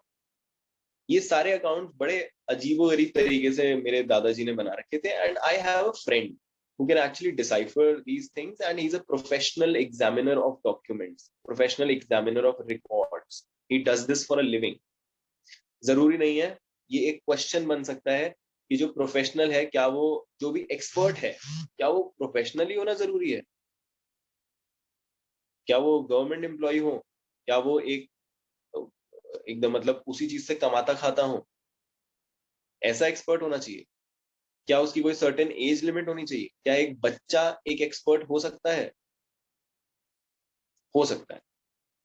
इसमें केस लॉ भी है बहुत important, I think some Kapoor, Sanjeev Kapoor, Rajeev Kapoor versus some university, Kurukshetra university शायद, जिसमें कोर्ट ने ये rule किया कि जरूरी नहीं है कि कोई बड़ा आदमी होना चाहिए प्रोफेशनल जो एक्सपर्ट बन के आएगा। एक्सपर्ट कोई भी हो सकता है, whoever has the tactical knowledge of that certain subject. Knowledge is what will matter, does not matter उसकी एज क्या है, does not matter if he is making a living out of it or not. But of course the person has to be credible. ठीक है, सो ये भी एक important question है। अब हमने क्या क्वेश्चन पूछा कि सर ये मेरा एक फ्रेंड है, वो कर सकता है, इसके ऊपर टिप्पणी दे सकता है, तो क्या उसकी हम स्टेटमेंट किसी तरह एडमिसिबल कर सकते हैं, रेलेवेंट कर सकते हैं? तो आंसर होगा हाँ, कर सकते हैं। कहाँ कर सकते हैं? 45 से 51 के बीच में। So a third person who's coming into a matter who's not related to the matter, obviously chemical examiner is not related to a matter that I am being pushed into, which is related to maybe drugs or something. उसको मेरे से क्या लेना देना? But still the person can come to court and depose. The person can give a statement. क्या statement होगी कि हाँ सर, इसकी बॉडी में जो पाया गया, जो सिम्टम्स थे, जिस हालत में ये पाया गया, जिस भी नशे में भंड था ये, वो इससे मैच करता है the description of whatever drug you were telling, तो उसकी स्टेटमेंट जो है वो रेलेवेंट हो जाएगी। तो 45 से लेके 51 तक इसी की बात करी जाती है। इसके अंदर इंपॉर्टेंट क्या है? 45 सुपर डुपर इंपॉर्टेंट है, हम 46 भूल जाते हैं। 46 जरूर याद रखना कि 45 में जो नतीजा आया है उसके पीछे रीजन क्या है भाई, वो बहुत इंपॉर्टेंट है, वो रेलेवेंट है। उसके बाद 47 सुपर डुपर इंपॉर्टेंट है, हैंड राइटिंग के बारे में बात करता है। हैंड राइटिंग वगैरह सबसे ज्यादा यूज होने वाली चीज है एक्सपर्ट ओपिनियन में, और इसको किस किस तरह से यूज किया जाएगा ये तो बहुत ही ज्यादा इंपॉर्टेंट। 5-6 बार स्टार लगा लो उसको, पूरे पन्ने पे स्टार लगा लो 47 के साथ। तो उस पे क्या लिखा हुआ है कि किस किस तरह से प्रूव करा जाएगा, एक ओपिनियन, एक्सपर्ट ओपिनियन जो आएगा वो किस तरह से फॉर्म किया जा सकता है। इसको हम रीड किसके साथ करते हैं? 67 और 73 के साथ। 67 है प्रूफ ऑफ सिग्नेचर और 73 है कंपैरिजन ऑफ सिग्नेचर। सो 47, 63, 73, 43, 67, 73, 43 और अरे यार 47, 67, 73, 47, 63 and 70 ये बोलो नहीं 63 में क्यों जा रहे हो सर? 47 plus 67, 47, 67, 73, 47, 67, 73, ठीक है। 63 तो सर सेकेंडरी एविडेंस है, उसको इतनी महान चीज को आपने यहाँ कहाँ गुजर दिया?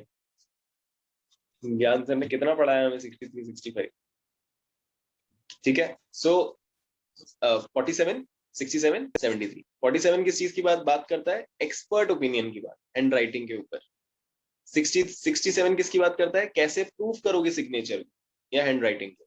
और 73 किस चीज की बात करता है? क्या हम कंपैरिजन कर सकते हैं दो राइटिंग्स का, इस चीज की बात करता है, ठीक है। इसमें क्या इंपॉर्टेंट होता है? पहली बात तो ये याद रखना, मैं बोलते बोलते जैसे मिसस्पेल कर गया चीजों को। तो 47, 67, 73 याद रखते हैं तीनों को। 47 में भी ए है, 67 में भी ए दिखेगा और 73 में भी आपको ए दिखेगा, उन सबको याद रखना है। Digital signature certificate 73A, 67A में ई सिग्नेचर, 47A में जो एक्सपर्ट होता है उसका ओपिनियन, ये तीनों चीजों को याद रखना है। वो पूछते हैं कि आईटी एक्ट ने किन किन चीजों में बदलाव किया है इन सेक्शंस में से, तो किन किन में किया है? 47, 67, 73। कौन सी डेट को किया है ये भी पूछ लेते हैं। इट इज अक्टूबर है, डेट 12 है या 17 है, कौन सी एक बार चेक कर लो। 12 या 17 अक्टूबर? 17 अक्टूबर। 17 अक्टूबर 2000, सन 2000। ये याद रखना बहुत जरूरी है। अच्छा, एक पीछे एक बार जाना, एंड 33 में एक क्वेश्चन और आता है। सेक्शन 33 जो हमने देखा था, सब्सिक्वेंटली जो सब्सिक्वेंट प्रोसीडिंग्स में यूज करते हैं हम स्टेटमेंट्स को, of any person who is not around. उसके एंड में एक लाइन लिखी हुई है कि उस मुकदमे को किन दो लोगों के बीच में मुकदमा माना जाएगा। बड़ा अच्छा क्वेश्चन। अगर एक अच्छा पेपर आता है तो वो यूज हो, अच्छा एक अच्छे पेपर में ये क्वेश्चन यूज हो सकता है। ठीक है, तो 33 में वो याद रखना, एंड में लिखा हुआ है। ठीक है, एक बार कोई दोबारा बोलोगे आप? अभी क्या है 33 का मतलब? सर सेक्शन 33 के एंड में देखो, जहां पे बंदा मिलता नहीं, जहां पे एक्सप्लेनेशन में देखो सर। हाँ एक्सप्लेनेशन देखो सर, उसके अंदर एक बड़ी इंपॉर्टेंट चीज लिखी है, कोई एक रीड करके बता दो। गोपाल सर आप रीड कर दो। A criminal trial or inquiry shall be deemed to be a proceeding between the prosecutor and the accused within the meaning of this section. ठीक है, ये चीज को याद रखना, इस पे क्वेश्चन बन सकता है। Now let's come 47। क्या क्वेश्चन बनेगा इसके ऊपर? सर क्वेश्चन बहुत तरह से बन सकता है, यही बनेगा कि किन के बीच में ट्रायल माना जाएगा उसको। ठीक है, मेनली यही क्वेश्चन बन सकता है कि किन के बीच में माना जाएगा।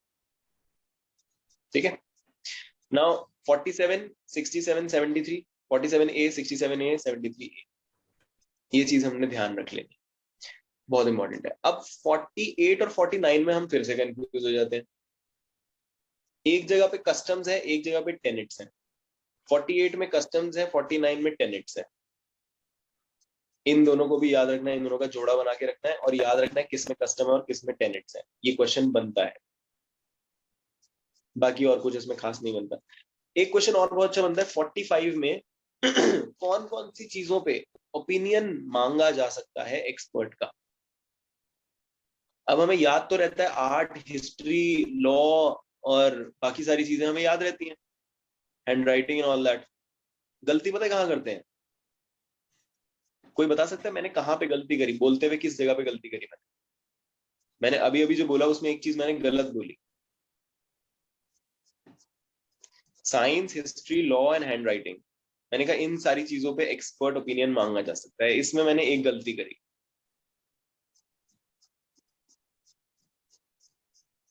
सब लोगों के माथे पे ऐसे त्रिवेणियां बन गई हैं, एकदम Finger impression.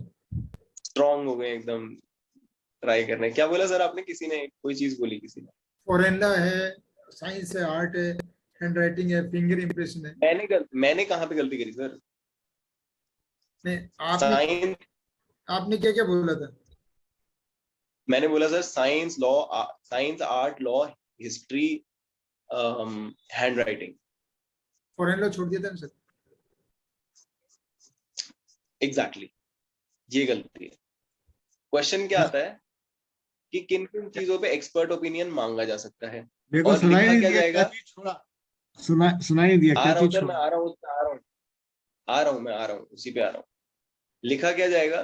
किन किन चीजों पे एक्सपर्ट ओपिनियन मांगा जा सकता है, और वहां पे लिख दिया जाएंगी, 4 ऑप्शन दे दिए जाएंगे। एक ऑप्शन में लिखा जाएगा art, history, law and hand writing, और हम फटाफट से देखेंगे कि भाई यही सही है।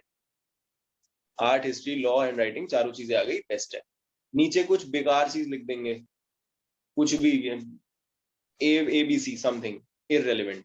तीसरा ऑप्शन आपको देंगे जिसमें कोई एक चीज कम होगी, आप कहोगे इसमें तो एक चीज कम है भाई, हिस्ट्री आई नहीं, इसमें ऑब्वियसली हिस्ट्री आनी चाहिए। या साइंस बोल देंगे, क्योंकि साइंस हमें याद रहता है, क्योंकि हम रिलेट कर सकते हैं यार, साइंस की चीज साइंटिस्ट को ही पता होती है, हमें नहीं पता। तो साइंस उसमें नहीं है तो हम सोचेंगे हाँ ये सही, ये तो गलत आंसर है, साइंस नहीं है। लास्ट में जाके लिख देंगे, क्योंकि वहां तक पहुंचते पहुंचते हम ओपिनियन बना चुके होते हैं कि ए ही हमारा आंसर है। लास्ट में जाके वो क्या लिखेंगे? Art, history, foreign law and hand writing. ऊपर जो लॉ वाला ऑप्शन है वो गलत है, हम ओपिनियन इंडियन लॉ पे नहीं ले सकते किसी से। भैया जज क्यों बैठा है? इंडियन लॉ तो जज को पता होना चाहिए ना, जुडिशियल नोटिस कौन लेगा इंडियन लॉ का? कौन से सेक्शन में? सेक्शन 57 में। Foreign law is something that he does not know and he can bring experts for it. That will be our right answer. ये इतने अच्छे से मुझे याद इसलिए क्योंकि मैं गलत करके आया हूँ, तो इसलिए बाकी लोग गलत ना करें. So 48 49 हो गया. 50 और 51 में हम फिर से कंफ्यूज हो जाते हैं. 50 और 51 की सर हेडिंग बोलना एक बार, कोई भी. राजेश सर आप हेडिंग बोलना. Opinion or relationship when relevant. Opinion or relationship when relevant. And And 51 is grounds of opinion when relevant. grounds of opinion. तो अभी हमने देखा grounds of opinion 51 में, और हमने 46 में क्या देखा था? Opinion of experts. Experts. No, sorry. Facts bearing upon opinion of experts. Correct. 46 says facts bearing upon the expert's opinion. 51 says grounds of the opinion. दोनों में confusion हो जाएगी.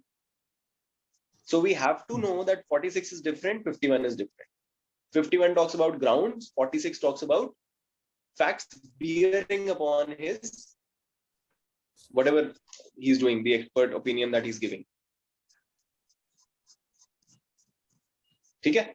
So अगर कोई expert आके ये बोलता है कि भाई मैंने ये एक्सपेरिमेंट किया एंड ऑल दैट, ठीक है, और उसके फैक्ट्स ये हैं कि मैंने जब ये इसके ऊपर ये सो एंड सो केमिकल डाला तो ये ब्लू हो गया, तो ये पिंक हो गया, तो ये व्हाइट हो गया, दैट इज 46. और जब वो बोलता है कि मैं इस ओपिनियन तक पहुंचा क्यों, मेरे ग्राउंड्स क्या है इस ओपिनियन तक आने के, दैट इज 51.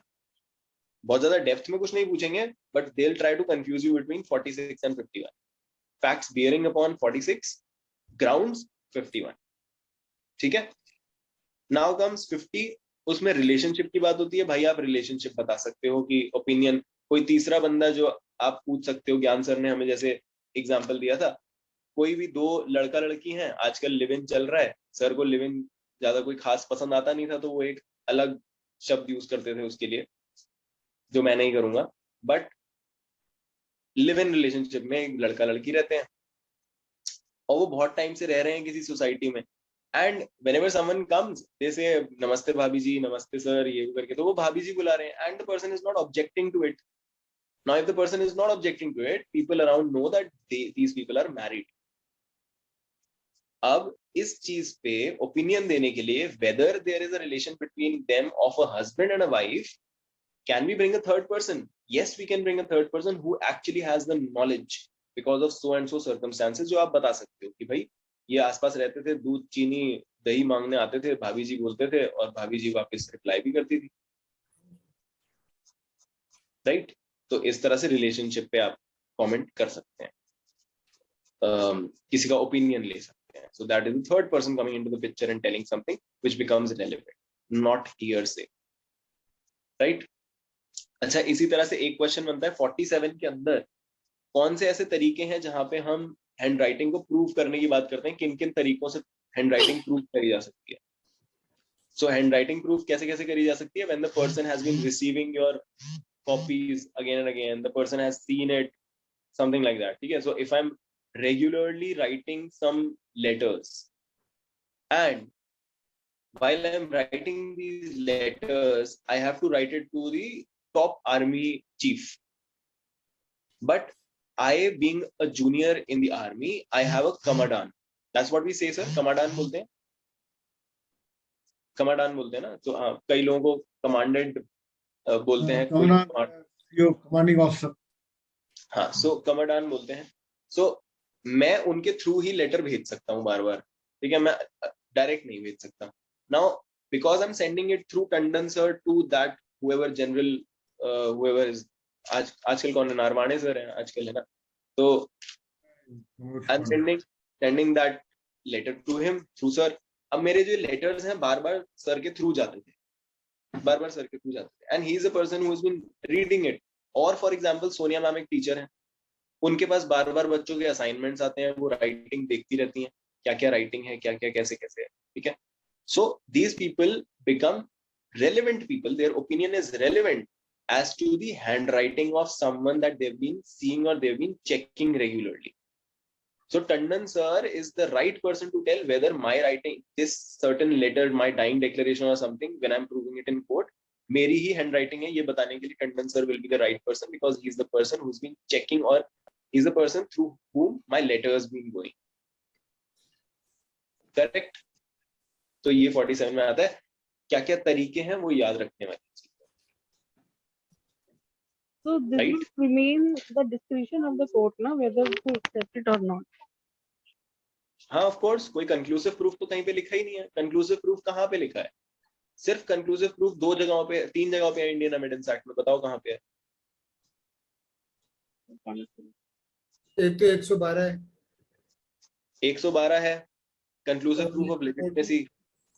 41 या 40 है, 40 है। 41 में है पीएमआईए हाँ, कंक्लूसिव. तो 30वीं जगह है। बस ये तीसरा ही तो है सर. बैठ जाता है ये, बैठा देता है.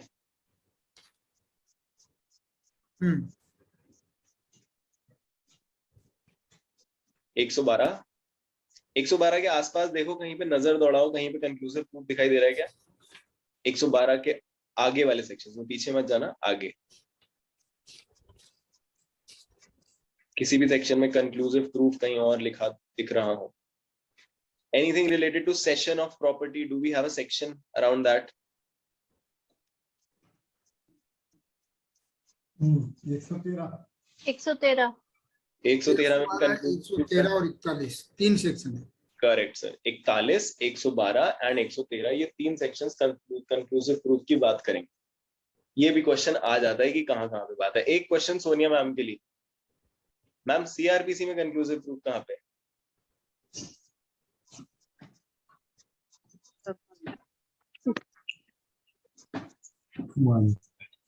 आज मैम ऑक्यूपाइड है बहुत ज्यादा. प्रोक्लेमेशन के प्रोविजंस में जब 82 में सेक्शन 82 में प्रोक्लेमेशन होती है, कोर्ट ने जो प्रोक्लेमेशन करी है वो प्रोक्लेमेशन होने पे it is conclusive proof that all the procedure that had to be followed for the conclusive for the proclamation to be made has been followed. उसमें प्रोसीजर होता है कि भाई आपको कहाँ कहाँ पे ढिंडोरा पीटना है और कहीं कॉन्स्पिक्यूअस पार्ट पे लगाना है, कोर्ट रूम में लगाना है, उसे टाइम देना है एंड स्टफ. सो वो कंक्लूसिव प्रूफ होता है. That is another thing where we find conclusive proof. ठीक है. सो ये हुआ. नाउ अब हम आ गए हैं किस पे? 51 तक हमने देख लिया. अब 52 से 55. ठीक है.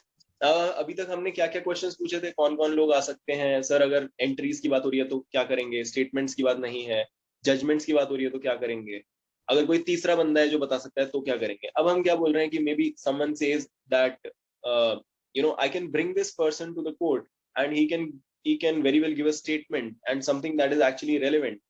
But sir, problem क्या है ना, that person is he's a drunkard.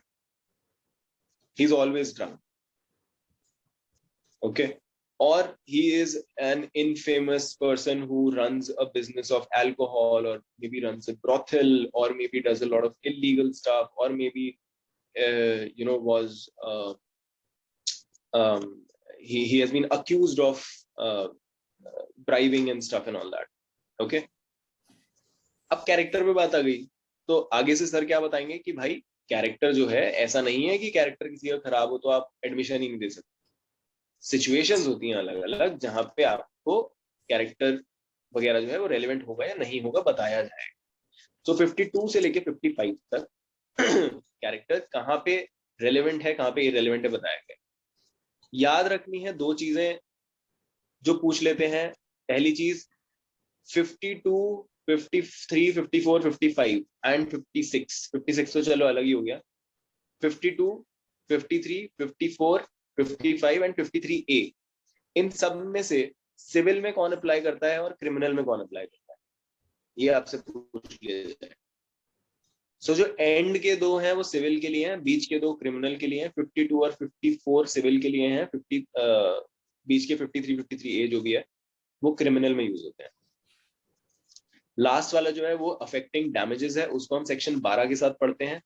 ये भी कभी कभी आ जाता है कि कौन से सेक्शन के साथ रिलेटेड है, सेक्शन 55 सेक्शन 12 से रिलेटेड है, section 12 of the Indian evidence act. ठीक है, अब 52 भी तो सिविल के साथ है ना, सेक्शन 52 भी सिविल का ही है। हाँ मैंने बोला ना सर, 52 और 55 दोनों ही सिविल की। 52 और 55 52 55 दोनों सिविल के हैं, और उसके बीच के नहीं, आपने बोला 54 55 सिविल के हैं। नहीं मैंने वो नहीं बोला, शायद गलती से बोल दिया हूँ। 50 एंड के जो दो मैंने बोले ना, शुरुआत और एंड सिविल है, बीच के क्रिमिनल है। 52 55 सिविल है, 53 53A और 54 वो क्रिमिनल है। हाँ 54 वाला नहीं तो क्रिमिनल का है ना, correct. That's what I'm saying. 52 जहां से शुरू होता है, 55 जहां पे एंड होता है, दोनों सिविल हैं, बीच के क्रिमिनल हैं। That's how we remember it. अब कैरेक्टर पे जब बात आई, सिविल में कैरेक्टर का कोई लेना देना नहीं है, ठीक है। 52 में बता देता है सिविल में कैरेक्टर से कोई मतलब नहीं है, और 55 हमें बता देता है कि जब कैरेक्टर बता के डैमेजेस पे कोई इफेक्ट डाला जा सकता है, डैमेजेस की बात करी जा सकती है, तो yes we can take it to be relevant. Maybe there's a person who slapped someone on the road and he has now to pay some damages, or he has banged into someone's car and now he has to pay damages. And on the other hand, there's a person who was heavily drunk when he was driving and he then injured someone or damaged a car. Obviously जो injured है उसके ऊपर ज्यादा सख्ती होगी, उससे ज्यादा damages लिए जाएंगे। जो बंदा सोबर है, जिससे गलती हुई है, उससे कम लिए जाए। 55 उसकी बात करता है। दोनों सिविल के केस कवर हो गए, 52 एंड 55। 53 53A 54। 53 बात करता है क्रिमिनल के अंदर कैरेक्टर रेलेवेंट है या नहीं, और कौन सा कैरेक्टर, बैड कैरेक्टर। तो बुरी बात पहले, अच्छी बात बाद में, because that's human nature. So 53 and 54 criminal के बारे में बात करते हैं। 53 बात करता है bad character in criminal cases, 54 बात करता है good character in criminal cases. ठीक है, 53 में कहता है बैड कैरेक्टर इररेलेवेंट है, क्रिमिनल केसेस में बैड कैरेक्टर इररेलेवेंट है, बिकॉज हमने क्या पढ़ा था सेक्शन 14 में, जनरल डिस्पोजिशन ऑफ सेक्शन 8 में, सेक्शन 8 में पढ़ा था ना, जनरल डिस्पोजिशन दिखाई जाएगी या पर्टिकुलर डिस्पोजिशन दिखाई जाएगी। ये दोनों चीजों में से हमने एक चीज पढ़ी थी 8 में, कि आपको जब आप कंडक्ट दिखाओगे, बंदे का पर्टिकुलर कंडक्ट दिखाना पड़ेगा, ठीक है। और जब आप कैरेक्टर यहाँ पे दिखा रहे हो, तो आपको पर्टिकुलर एक्ट में कैरेक्टर दिखाना पड़ेगा, कैसे अफेक्ट करता है। तो 53 में बैड कैरेक्टर जो है वो इररेलेवेंट है, मगर 54 में good character in criminal cases relevant है, इन आंसर टू मतलब अगर कोई बंदा कह रहा है मैं बहुत अच्छा हूं, बैड में जब बंदा कहता है कि मैं बहुत अच्छा आदमी हूं, तब आप बैड कैरेक्टर का एविडेंस लेके आ सकते हो, एक्सेप्ट इन रिस्पॉन्स, ठीक है। और 53A बहुत ही ज्यादा इंपॉर्टेंट है, ये तो मतलब आपको बहुत अच्छे से याद रखना है। इसके अंदर आपको ये भी याद रखना है कि 53A बात किस बारे में करता है, प्रीवियस सेक्शुअल एक्सपीरियंस के बारे में। उसके बाद प्रीवियस सेक्शुअल एक्सपीरियंस के साथ ये कौन सी अमेंडमेंट से आया है, ये भी आपको याद रखना है। कौन से केसेस पे अप्लाई होता है, ये भी आपको याद रखना है।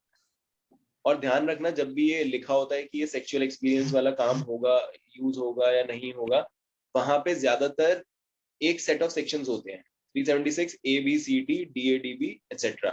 कई जगहों पे 326A 326B भी होता है, और कई जगहों पे 376B और C को हटा दिया जाता है, क्योंकि वो कमजोर ऑफेंसेस है, वो ज्यादा एग्रीवेटेड ऑफेंसेस नहीं है। B और C को हटा दिया जाता है। B में क्या है, जुडिशियल सेपरेशन में रेप होना। C में क्या है, अनड्यू इन्फ्लुएंस में रेप होना। तो उनमें सजाएं थोड़ी कम है। हालांकि 376A जो है उसमें है वेजिटेटिव स्टेट, उसमें बहुत सजा है। 376D क्या है, गैंग रेप, उसमें बहुत ज्यादा सजा है। इन सब चीजों के लिए ज्यादातर ये प्रोविजंस बनाए जाते हैं। कई कई जगहों पे आपको जब आप रीड कर रहोगे ऐसे सेक्शंस, जैसे सीआरपीसी में कई जगहों पे जब भी ऐसा रेप का मामला होगा 376 ABCD, 2 महीने में इन्वेस्टिगेशन करो, 6 महीने में प्रोसीडिंग खत्म करो, ये सारी चीजें है ना। इसी तरह से 145 में आप देखोगे जहाँ पे कैरेक्टर इम्पीच करते हो आप, वहां पे भी लिखा हुआ है कि भाई कुछ ऐसे केसेस हैं जहाँ पे आप क्वेश्चंस वगैरह जरा थाम के पूछोगे। तो ध्यान रखना कि वहां पे आप जब रीड कर रहे हो तो कौन कौन से सेक्शंस हैं। कई कई जगहों पे 376 ABCD हम जैसे ही देखते हैं ना, हम सोचते हैं हाँ ये सारे सेक्शन सेक्सुअल इंटरकोर्स वाले, बट कई कई जगहों पे 326 AB भी है, कहीं कहीं पे नहीं है, कहीं कहीं पे 376 B और C को हटा दिया गया है, बाकी सारे रख लिए गए हैं, कहीं कहीं पे सारे ही हैं। ठीक है, सो जब इन्वेस्टिगेशन वगैरह जल्दी करनी है तो सब में करनी है, चाहे वो 376A हो, B हो, C हो, D हो, DB DA सब कुछ हो, और साथ में एसिड अटैक वाले 326A और 326B हो, उनमें भी आपको जल्दी से इन्वेस्टिगेशन करनी। मगर जब आप प्रीवियस कन्विक्शन सेक्सुअल इंटरकोर्स वगैरह की बात कर रहे हैं, वहां पे कैरेक्टर वगैरह रिलेवेंट होगा या नहीं होगा, वहां पे मे बी ये सारे सेक्शंस ना हो। आपको इन चीजों का ध्यान रखना है। इस पे क्वेश्चन आ जाते हैं मगर बहुत अच्छे वाले पेपर्स में बहुत इजीली नहीं आने वाले, पर ध्यान रखने, ध्यान से पढ़ने वाली चीज। सो 52 55 हमने देख लिया, डैमेजेस एंड सिविल। 53 एंड 54 हमने देख लिया, 53A भी हमने देख लिया। सो ये सारे कैरेक्टर हो गए। यहाँ पे हमारा पहला चैप्टर खत्म हो जाता है, चैप्टर नहीं सॉरी, पहला पार्ट खत्म हो जाता है। रेलेवेंसी के ऊपर जो पार्ट था 5 से 55, वो हमारा यहाँ पे खत्म हो जाता है। इसके बाद शुरू क्या हो जाता है, प्रूफ। प्रूफ शुरू हो जाता है 56 से। ठीक है, नेक्स्ट क्लास में कर सकते हैं, सॉरी नेक्स्ट क्लास में वेंसडे को। नेक्स्ट क्लास में। अभी तो देखो मेरे पास 7 मिनट है, तो मैं वो तो छोड़ूंगा नहीं, और मैं 7 मिनट ऊपर जरूर ले लूंगा। तो अभी तो हम कर रहे हैं, ठीक है, तो जहाँ रुकेंगे वहां रुक जाएंगे, अभी रुक जाएंगे, कोई बात नहीं। आगे बढ़ते हैं, कोई बात नहीं। तो एविडेंस फैक्ट चैप्टराइजेशन कर रहे हैं, नॉट नथिंग वेरी हार्ड। आप थोड़ा बहुत कोप अप भी कर लोगे, बट कवर कर लेते हैं, अभी टाइम है तो। मैं क्योंकि ना जब किसी क्लास की तैयारी कर लेता हूँ, नोट्स बना लेता हूँ ना, तो मुझे बड़ी एक्साइटमेंट हो जाती है, मुझे रुकने का मन नहीं करता। तो थोड़ा आगे ले लिया करो, कोई बात नहीं, 5-7 मिनट। आई नो आप लोगों ने ग्रुप पे भी बोला था कि क्लास थोड़ी छोटी होनी चाहिए, टाइम पे रुकनी चाहिए, वो टाइम से पहले नहीं रुकनी चाहिए, ठीक है, that's one thing. So proof पे आ जाते हैं, फटाफट देखते हैं। 56 से लेके 58 तक एक पार्ट है। नाउ द पर्सन, अब अभी तक हमने सारे क्वेश्चंस देखे, अब now what the person is asking कि मुझे सारी दुनिया जहान की चीजें प्रूफ करनी पड़ेंगी क्या। अब वो कहेगा कि सर एक बार क्या हुआ था कि इस केस में ना इन्होंने हाथापाई भी कर दी थी, और जब हाथापाई करी और हमने बोला कि आपने हाथापाई करी, तो हर बार तो वो ये बोलते हैं कि भाई तुमने पहले हाथापाई करी थी, जबकि हमने नहीं करी थी। मेरे दादाजी या मेरे पापा जी तो बड़े सिंपल सोबर आदमी है, वो हाथ उठा ही नहीं सकते। मेरे पास एक केस ऐसा आया हुआ है जहाँ पे बंदा एक कहता है कि भाई इसने हाथ उठाया था, दूसरा कहता है उसने हाथ उठाया था। जो एक है वो बच्चा है 18 साल का और अलग लेवल वायलेंट है, और जो जिसके ऊपर हाथ उठाया he is his uncle who is aged 66 years old, और उनका ऑलमोस्ट हाथ तोड़ दिया, फ्रैक्चर टाइप छोटा बहुत आया है। तो अब ऐसे केस में अब बंदा क्या पूछ रहा है कि सर ऐसा कोई केस है जहाँ पे ऐसा ऐसा हुआ था, और आज की डेट में तो ये लोग तो यही बोलेंगे कि भाई वो तो मैंने प्राइवेट डिफेंस में कर दिया, इन्होंने पहले किया था, मैंने बाद में किया था, है ना। तो अब अगला कहता है कि कोई रिकॉर्डिंग पड़ी है इस चीज की। वो कहता है हाँ रिकॉर्डिंग पड़ी है, उसमें उन्होंने बोला है कि हाँ हाँ चलो गलती से मेरे से हाथ उठ गया है। ये क्या हो गया, एडमिशन। तो ये वाला पार्ट बात इसी चीज की करता है कि हर चीज प्रूव नहीं करनी आप। There are some things that court will already presume कि भाई इस पे अब कुछ करने की जरूरत है। तो उसमें क्या क्या आ जाएगा, जो चीजें आप एडमिट कर चुके हो और जो चीजें जुडिशियली नोटिसेबल, दो चीजें आएंगी, जुडिशियली नोटिसेबल चीजें और जो चीजें एडमिट हो चुकी। 56 जिसमें नोटिसेबल चीजें हैं, 58 जिसमें एडमिट हो चुकी है, और 57 56 की लिस्ट है। 57 में 56 की लिस्ट है, क्या क्या चीजें जुडिशियली नोटिसेबल होंगी वो 57 बताता है। यहां से क्वेश्चन बनता है। पहली चीज आप कंफ्यूज हो जाओगे 56 और 57 के बीच में, आपको लगेगा तीन चीजें हैं। बड़े टाइम तक मैं भी यही दिमाग में रखता कि तीन चीजें हैं यार, और जिस दिन मैंने क्वेश्चन देखा एक पेपर में तो मैं वहां कंफ्यूज हो गया कि यार 57 में भी कुछ था, मैं भूल रहा हूँ कि 56 में जुडिशियली नोटिसेबल था, 58 में एडमिटेड था, 57 में भी कुछ था, और मैं भूल गया कि वहां पे लिस्ट थी भाई 56 की ही लिस्ट है 57। ये कंफ्यूजन हो जाती है। एक चीज तो ये रही। दूसरी चीज 57 की लिस्ट, उसके अंदर कुछ बड़ी इंपॉर्टेंट चीजें हैं, जैसे रोड रूल्स हो गए, ऑफिसर्स जिन लोगों को, जो पब्लिक सर्वेंट्स हैं उनको प्रिज्यूम किया जाएगा कि भाई ठीक है, इनके जो भी लिखा पड़ी है, जिस भी पेपर के तहत, जिस भी डॉक्यूमेंट में ये they have been appointed as a public servant, वो सही है जुडिशली, उसको प्रूव करने की जरूरत नहीं पड़ेगी आपको। ऐसा ही कुछ सेक्शन 91 की एक्सप्लेनेशन भी कहती है। सेक्शन 91 की एक्सप्लेनेशन में लिखा है ना कि कोई पुलिस वाला किसी को अरेस्ट करने आया तो वो पहले वो प्रूव नहीं करेगा कि मैं पुलिस वाला हूं, ठीक है। So the deal is that 56 से लेके 58, ये सेक्शन 91 किसका बताया आप? सर एविडेंस एक्ट का ही बताया, एविडेंस एक्ट में ही है। उसमें तो वो है ना, evidence of terms of contract, grants and other disposition. बिल्कुल सही बात है सर। अब उसी के अंदर आप एक्सप्लेनेशन देख लो, एक्सेप्शन है उसके अंदर, एक्सप्लेनेशन नहीं है, एक्सेप्शन है, वो चीज आप देख लो। I am just putting my phone on charging, just a second, sorry.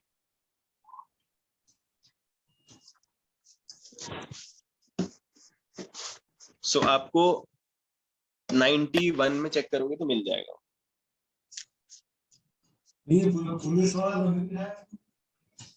Exception लिखा होगा सर, एक्सेप्शन पुलिस वाले का एक होगा, police someone is arresting someone,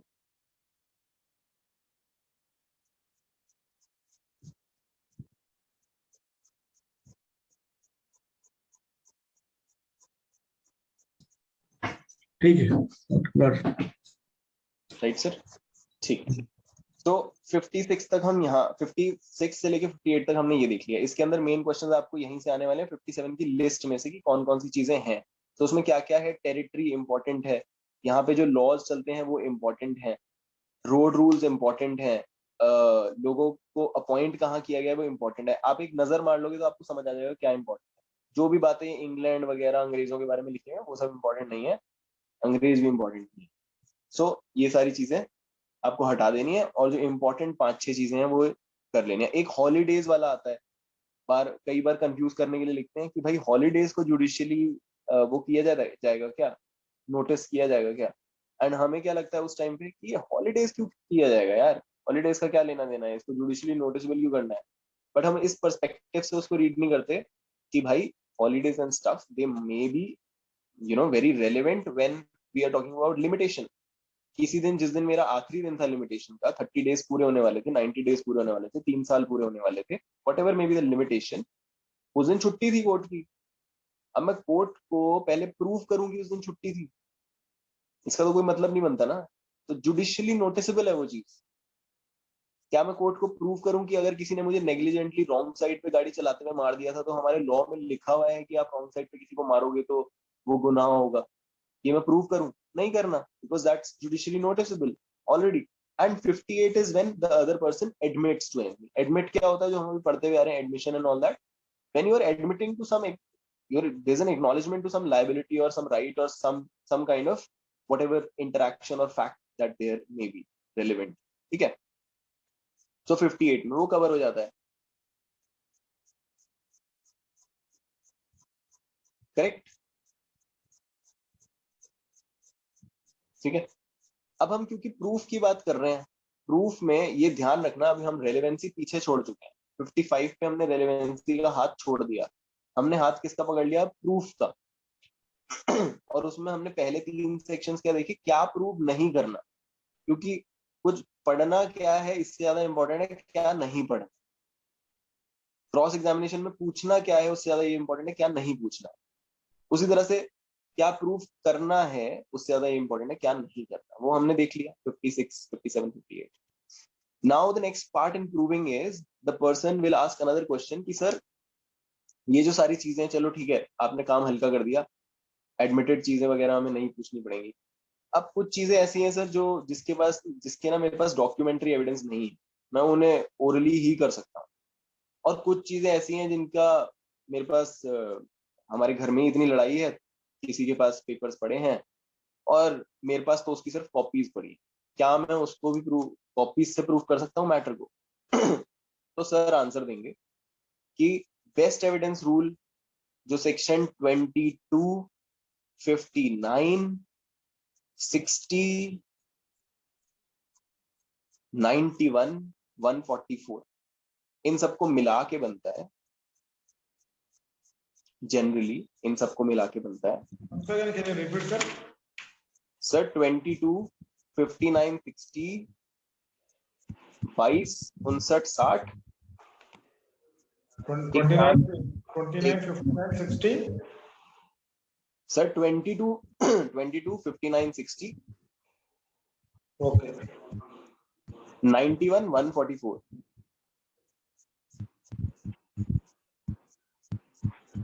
91 भी है? हाँ हाँ बिल्कुल है सर, 91 तो प्राइम इंपॉर्टेंस है 91 की। तो वो तो बोलता है कि oral evidence is going to be excluded by the documentary evidence. Anything that there is in a grant or disposition, you cannot come and depose orally. ठीक है? So 59, 60, 59 हमें सबसे पहली बात क्या बताता है? जो भी चीज आप प्रूव करोगे सर, प्लीज प्रूव करिए उसे ओरल एविडेंस। ओरल एविडेंस आपका डायरेक्ट होना चाहिए। और 60 हमें बता देता है कहीं ना कहीं कि डायरेक्ट एविडेंस क्या क्या होते हैं। डायरेक्ट एविडेंस क्या होता है? अगर मैं कहता हूं कि हाँ टंडन सर ने श्रद्धा को गोली मारी, तो मैंने उस चीज को अपने किस सेंस से, out of the 5 or 6 senses that I have, we are not counting the 6th sense actually, we are counting only 5 actual senses, उन 5 सेंसेस में से कौन से सेंस से मैंने डायरेक्टली इस चीज को सेंस किया। नाउ मैं किस किस चीज से सेंस कर सकता हूँ कि सर ने गोली मारी? एक तो मैं देख के कर सकता हूँ कि हाँ जी, मैं कोर्ट में आके बोल सकता हूँ yes I saw Tandon sir killing Shraddha, shooting her with whatever revolver he has. ठीक है, कि भाई जिस भी वजह से, अब उसमें रीजन क्या था क्या नहीं था, वो मोटिव था सेक्शन 8 में या इल फीलिंग थी सेक्शन 14 में, वो अलग चीजें हैं। अभी हम बात कर रहे हैं डायरेक्ट एविडेंस की। तो डायरेक्ट क्या क्या होगा कि भाई ऐसा ऐसा था, टंडन सर कोई क्वेश्चन पूछ रहे थे, बीच में श्रद्धा ने टांग अड़ा दी, क्वेश्चन पूछने नहीं दिया, सर ने गोली मार दी, मैंने उनको आंख से देखा गोली मारते हुए। ठीक है, फर्स्ट थिंग। सेकंड, मैं अपने कमरे में बैठी थी एंड मेरे को आवाज आई कि हाँ बाहर गोली चली। ठीक है, ये डायरेक्ट हुआ। उसी तरह से हम, और तो कोई मेरे ख्याल सेंस नहीं है इसमें, यही है 2। तो मैं इसके अलावा और किसी तरह से आके नहीं बोल सकता। ठीक है, अब ये तो चलो शूटिंग की बात हुई। क्या मैं आके ये बोल सकता हूँ कि मैं इस कमरे में था और मैंने सुना कि उस कमरे में ना किसी के कागज पे साइन करने की आवाज आई मुझे? भाई इतने तो नहीं, 30 मार खान नहीं, इतने सुपरमैन तो कोई भी नहीं। ठीक है, तो obviously that's not direct evidence. या तो मैं ये बोलूं कि वहां पे मेरा एक दोस्त था, उसने देखा कि साइनिंग हो रही थी और बाद में उसने बाहर आते ही मेरे को उसी टाइम 1 सेकंड में चिल्ला के वहीं से बता दिया, फोन कर दिया, व्हाट्सएप कर दिया कि भाई इसने साइन कर दिया। आप नहीं आ सकते, वो खुद आए तो आ जाए, वो डायरेक्ट एविडेंस होगा। आप जो लेके आ रहे हो that's just hearsay, that's oral evidence. इस पे एक बड़ा अच्छा क्वेश्चन बनता है। पहला क्वेश्चन तो यही हो गया, 59 और 60 में कंफ्यूज हो जाते हैं कि दोनों में ओरल एविडेंस पे किस चीज पे बात हो रही है। 59 तो सिर्फ एक लाइन का सेक्शन है, 60 में मेन बातें हो रही है, उसके अंदर कौन कौन से सेंस लिखे हुए हैं। ठीक है, और फिर उसके बाद इसके ऊपर आपका एक और क्वेश्चन बन जाएगा कि न्यूज़पेपर में अगर कोई चीज आई है तो वो एक डॉक्यूमेंट्री एविडेंस माना जाएगा या ओरल एविडेंस माना जाएगा? What is it?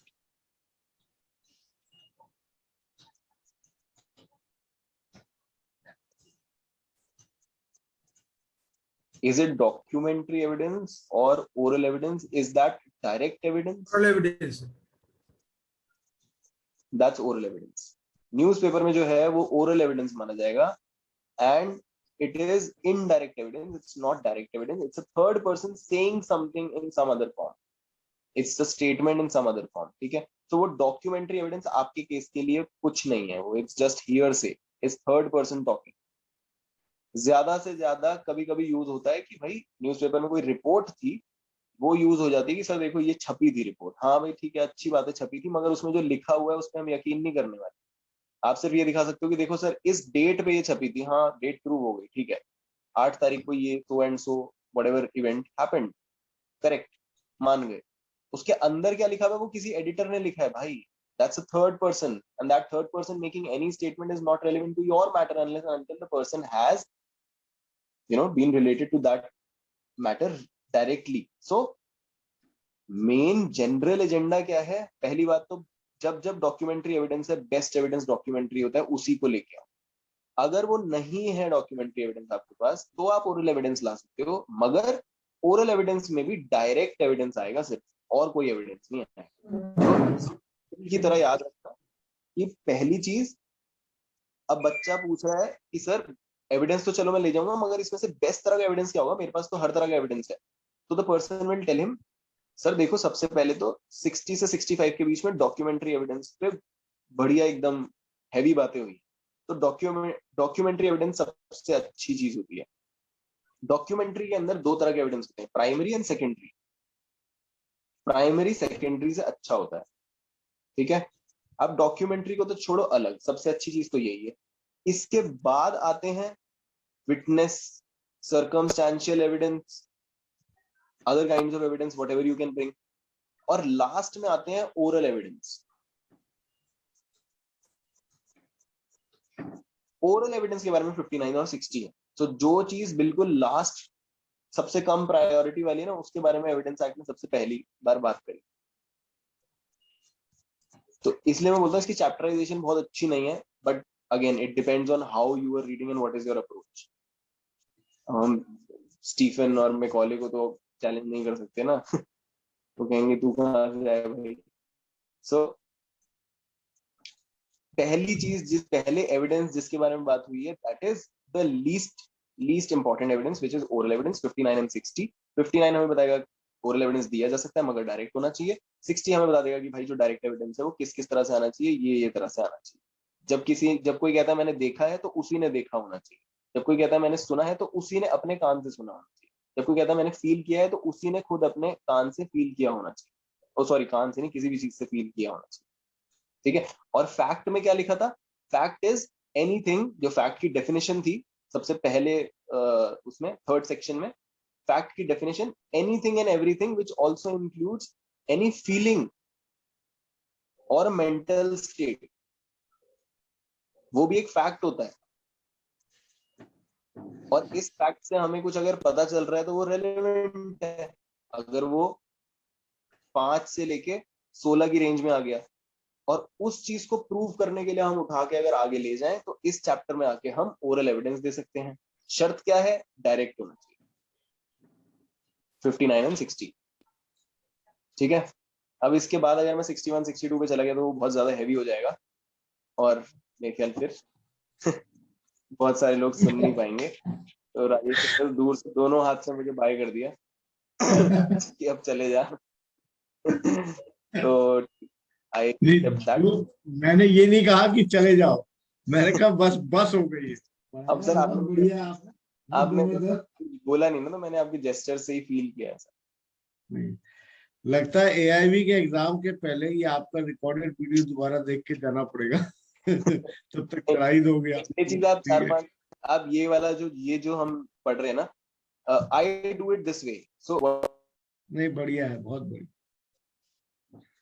और ये है कि 2 घंटे के बाद जरा कैपेसिटी खत्म हो जाती है तो ऐसे कर देते हैं। जब हम नंबर्स और ये रीड कर रहे होते हैं, नंबर्स एंड स्टेटमेंट्स, वो हमें याद नहीं रहते। याद हमें तब रहता है जब हम कुछ इमेजिन कर लेते हैं और फिर उसके साथ लॉजिक लगाते हैं। तो that's why I like to mark in my books कि कहाँ कि मतलब कोई ऐसे क्वेश्चन पूछ रहा है, वैसे क्वेश्चन पूछ रहा है, फिर उसको कैसे ऐसे किया जा रहा है, वैसे किया जा रहा है। So that's how I do it. ऐसा है, मैंने ऐसे किया। इट इज नॉट दैट कि चले जा, मेरा मतलब ये था बहुत बढ़िया था, हमारी बस हो गई अब, ठीक है 2 घंटे लेकिन इतना बढ़िया है कि आई वुड रादर से कि एआईबी वालों के लिए आप ना एविडेंस के जो इंडेक्सेस है, जैसे आप आईपीसी करा रहे हो, सीआरपीसी का और कॉन्स्टिट्यूशन लॉ है, 5-6 जो इम्पोर्टेंट है जिससे ज्यादा क्वेश्चन बनते हैं, वो करवा तो अच्छा रहेगा। नहीं, सबको तो चलो करना थोड़ा मुश्किल है, बट हाँ what we will do is कि जो यहाँ पे एआईबी वाले या कोई एग्जाम वाले हैं, what maybe we can do is, जैसे हमारे पास थर्सडेज फ्री होते हैं, फ्राइडेज फ्री होते हैं, हम एक क्लास एक्स्ट्रा रख के वीकेंड एविडेंस, सीआरपीसी वो सब हम कर सकते हैं। We can just have casual classes, तब हम लोग अपनी क्लास कर सकते हैं कि एविडेंस इंडेक्स कर लिया। This helps a lot. बार बार ये एक्सरसाइज होते रहे, कम टाइम में 2-4 घंटे की क्लास में पूरा पूरा सब्जेक्ट हो जाए तो काफी हेल्प करता है। तो वी कैन डू दैट। क्योंकि जैसे कल अब ट्यूसडे है तो हम कल का दिन भी यूज कर सकते हैं, वेंसडे हमारे पास है ही। तो जब तक मैं यहाँ पे हूँ, once I have my office and on the instruments, then we'll come back to IPC. So, any questions? Anybody? Any question around any section? आपने सर मुझे कुछ भेजा हुआ था वैसे, अभी 73। बाकी लोग उनका भी हालत देखो ना, 2 घंटा हो चुका है, तो there is no point. Next में क्वेश्चन है, आपकी मर्जी है। नहीं, मेरा क्वेश्चन नेक्स्ट ठीक है, क्लास में एनीबडी। सेक्शन 73 का लैंग्वेज से मेरे को समझ नहीं आया, तो समझ में हो जाएगा sir.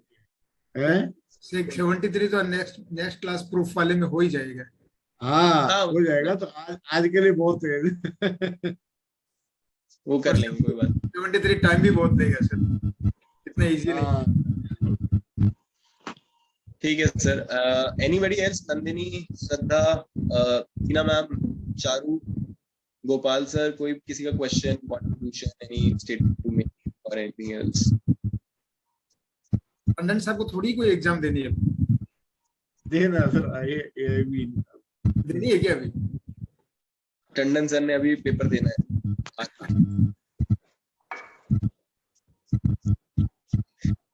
So I think that's where we end. Where we wrap up. Thank you so much. I hope evidence IPC से हटके थोड़ा अच्छा लगा हो evidence. And we'll talk about it in group. अभी video पे I'll not keep you all. Thank you so much. Thank you. Thank you. Thank you.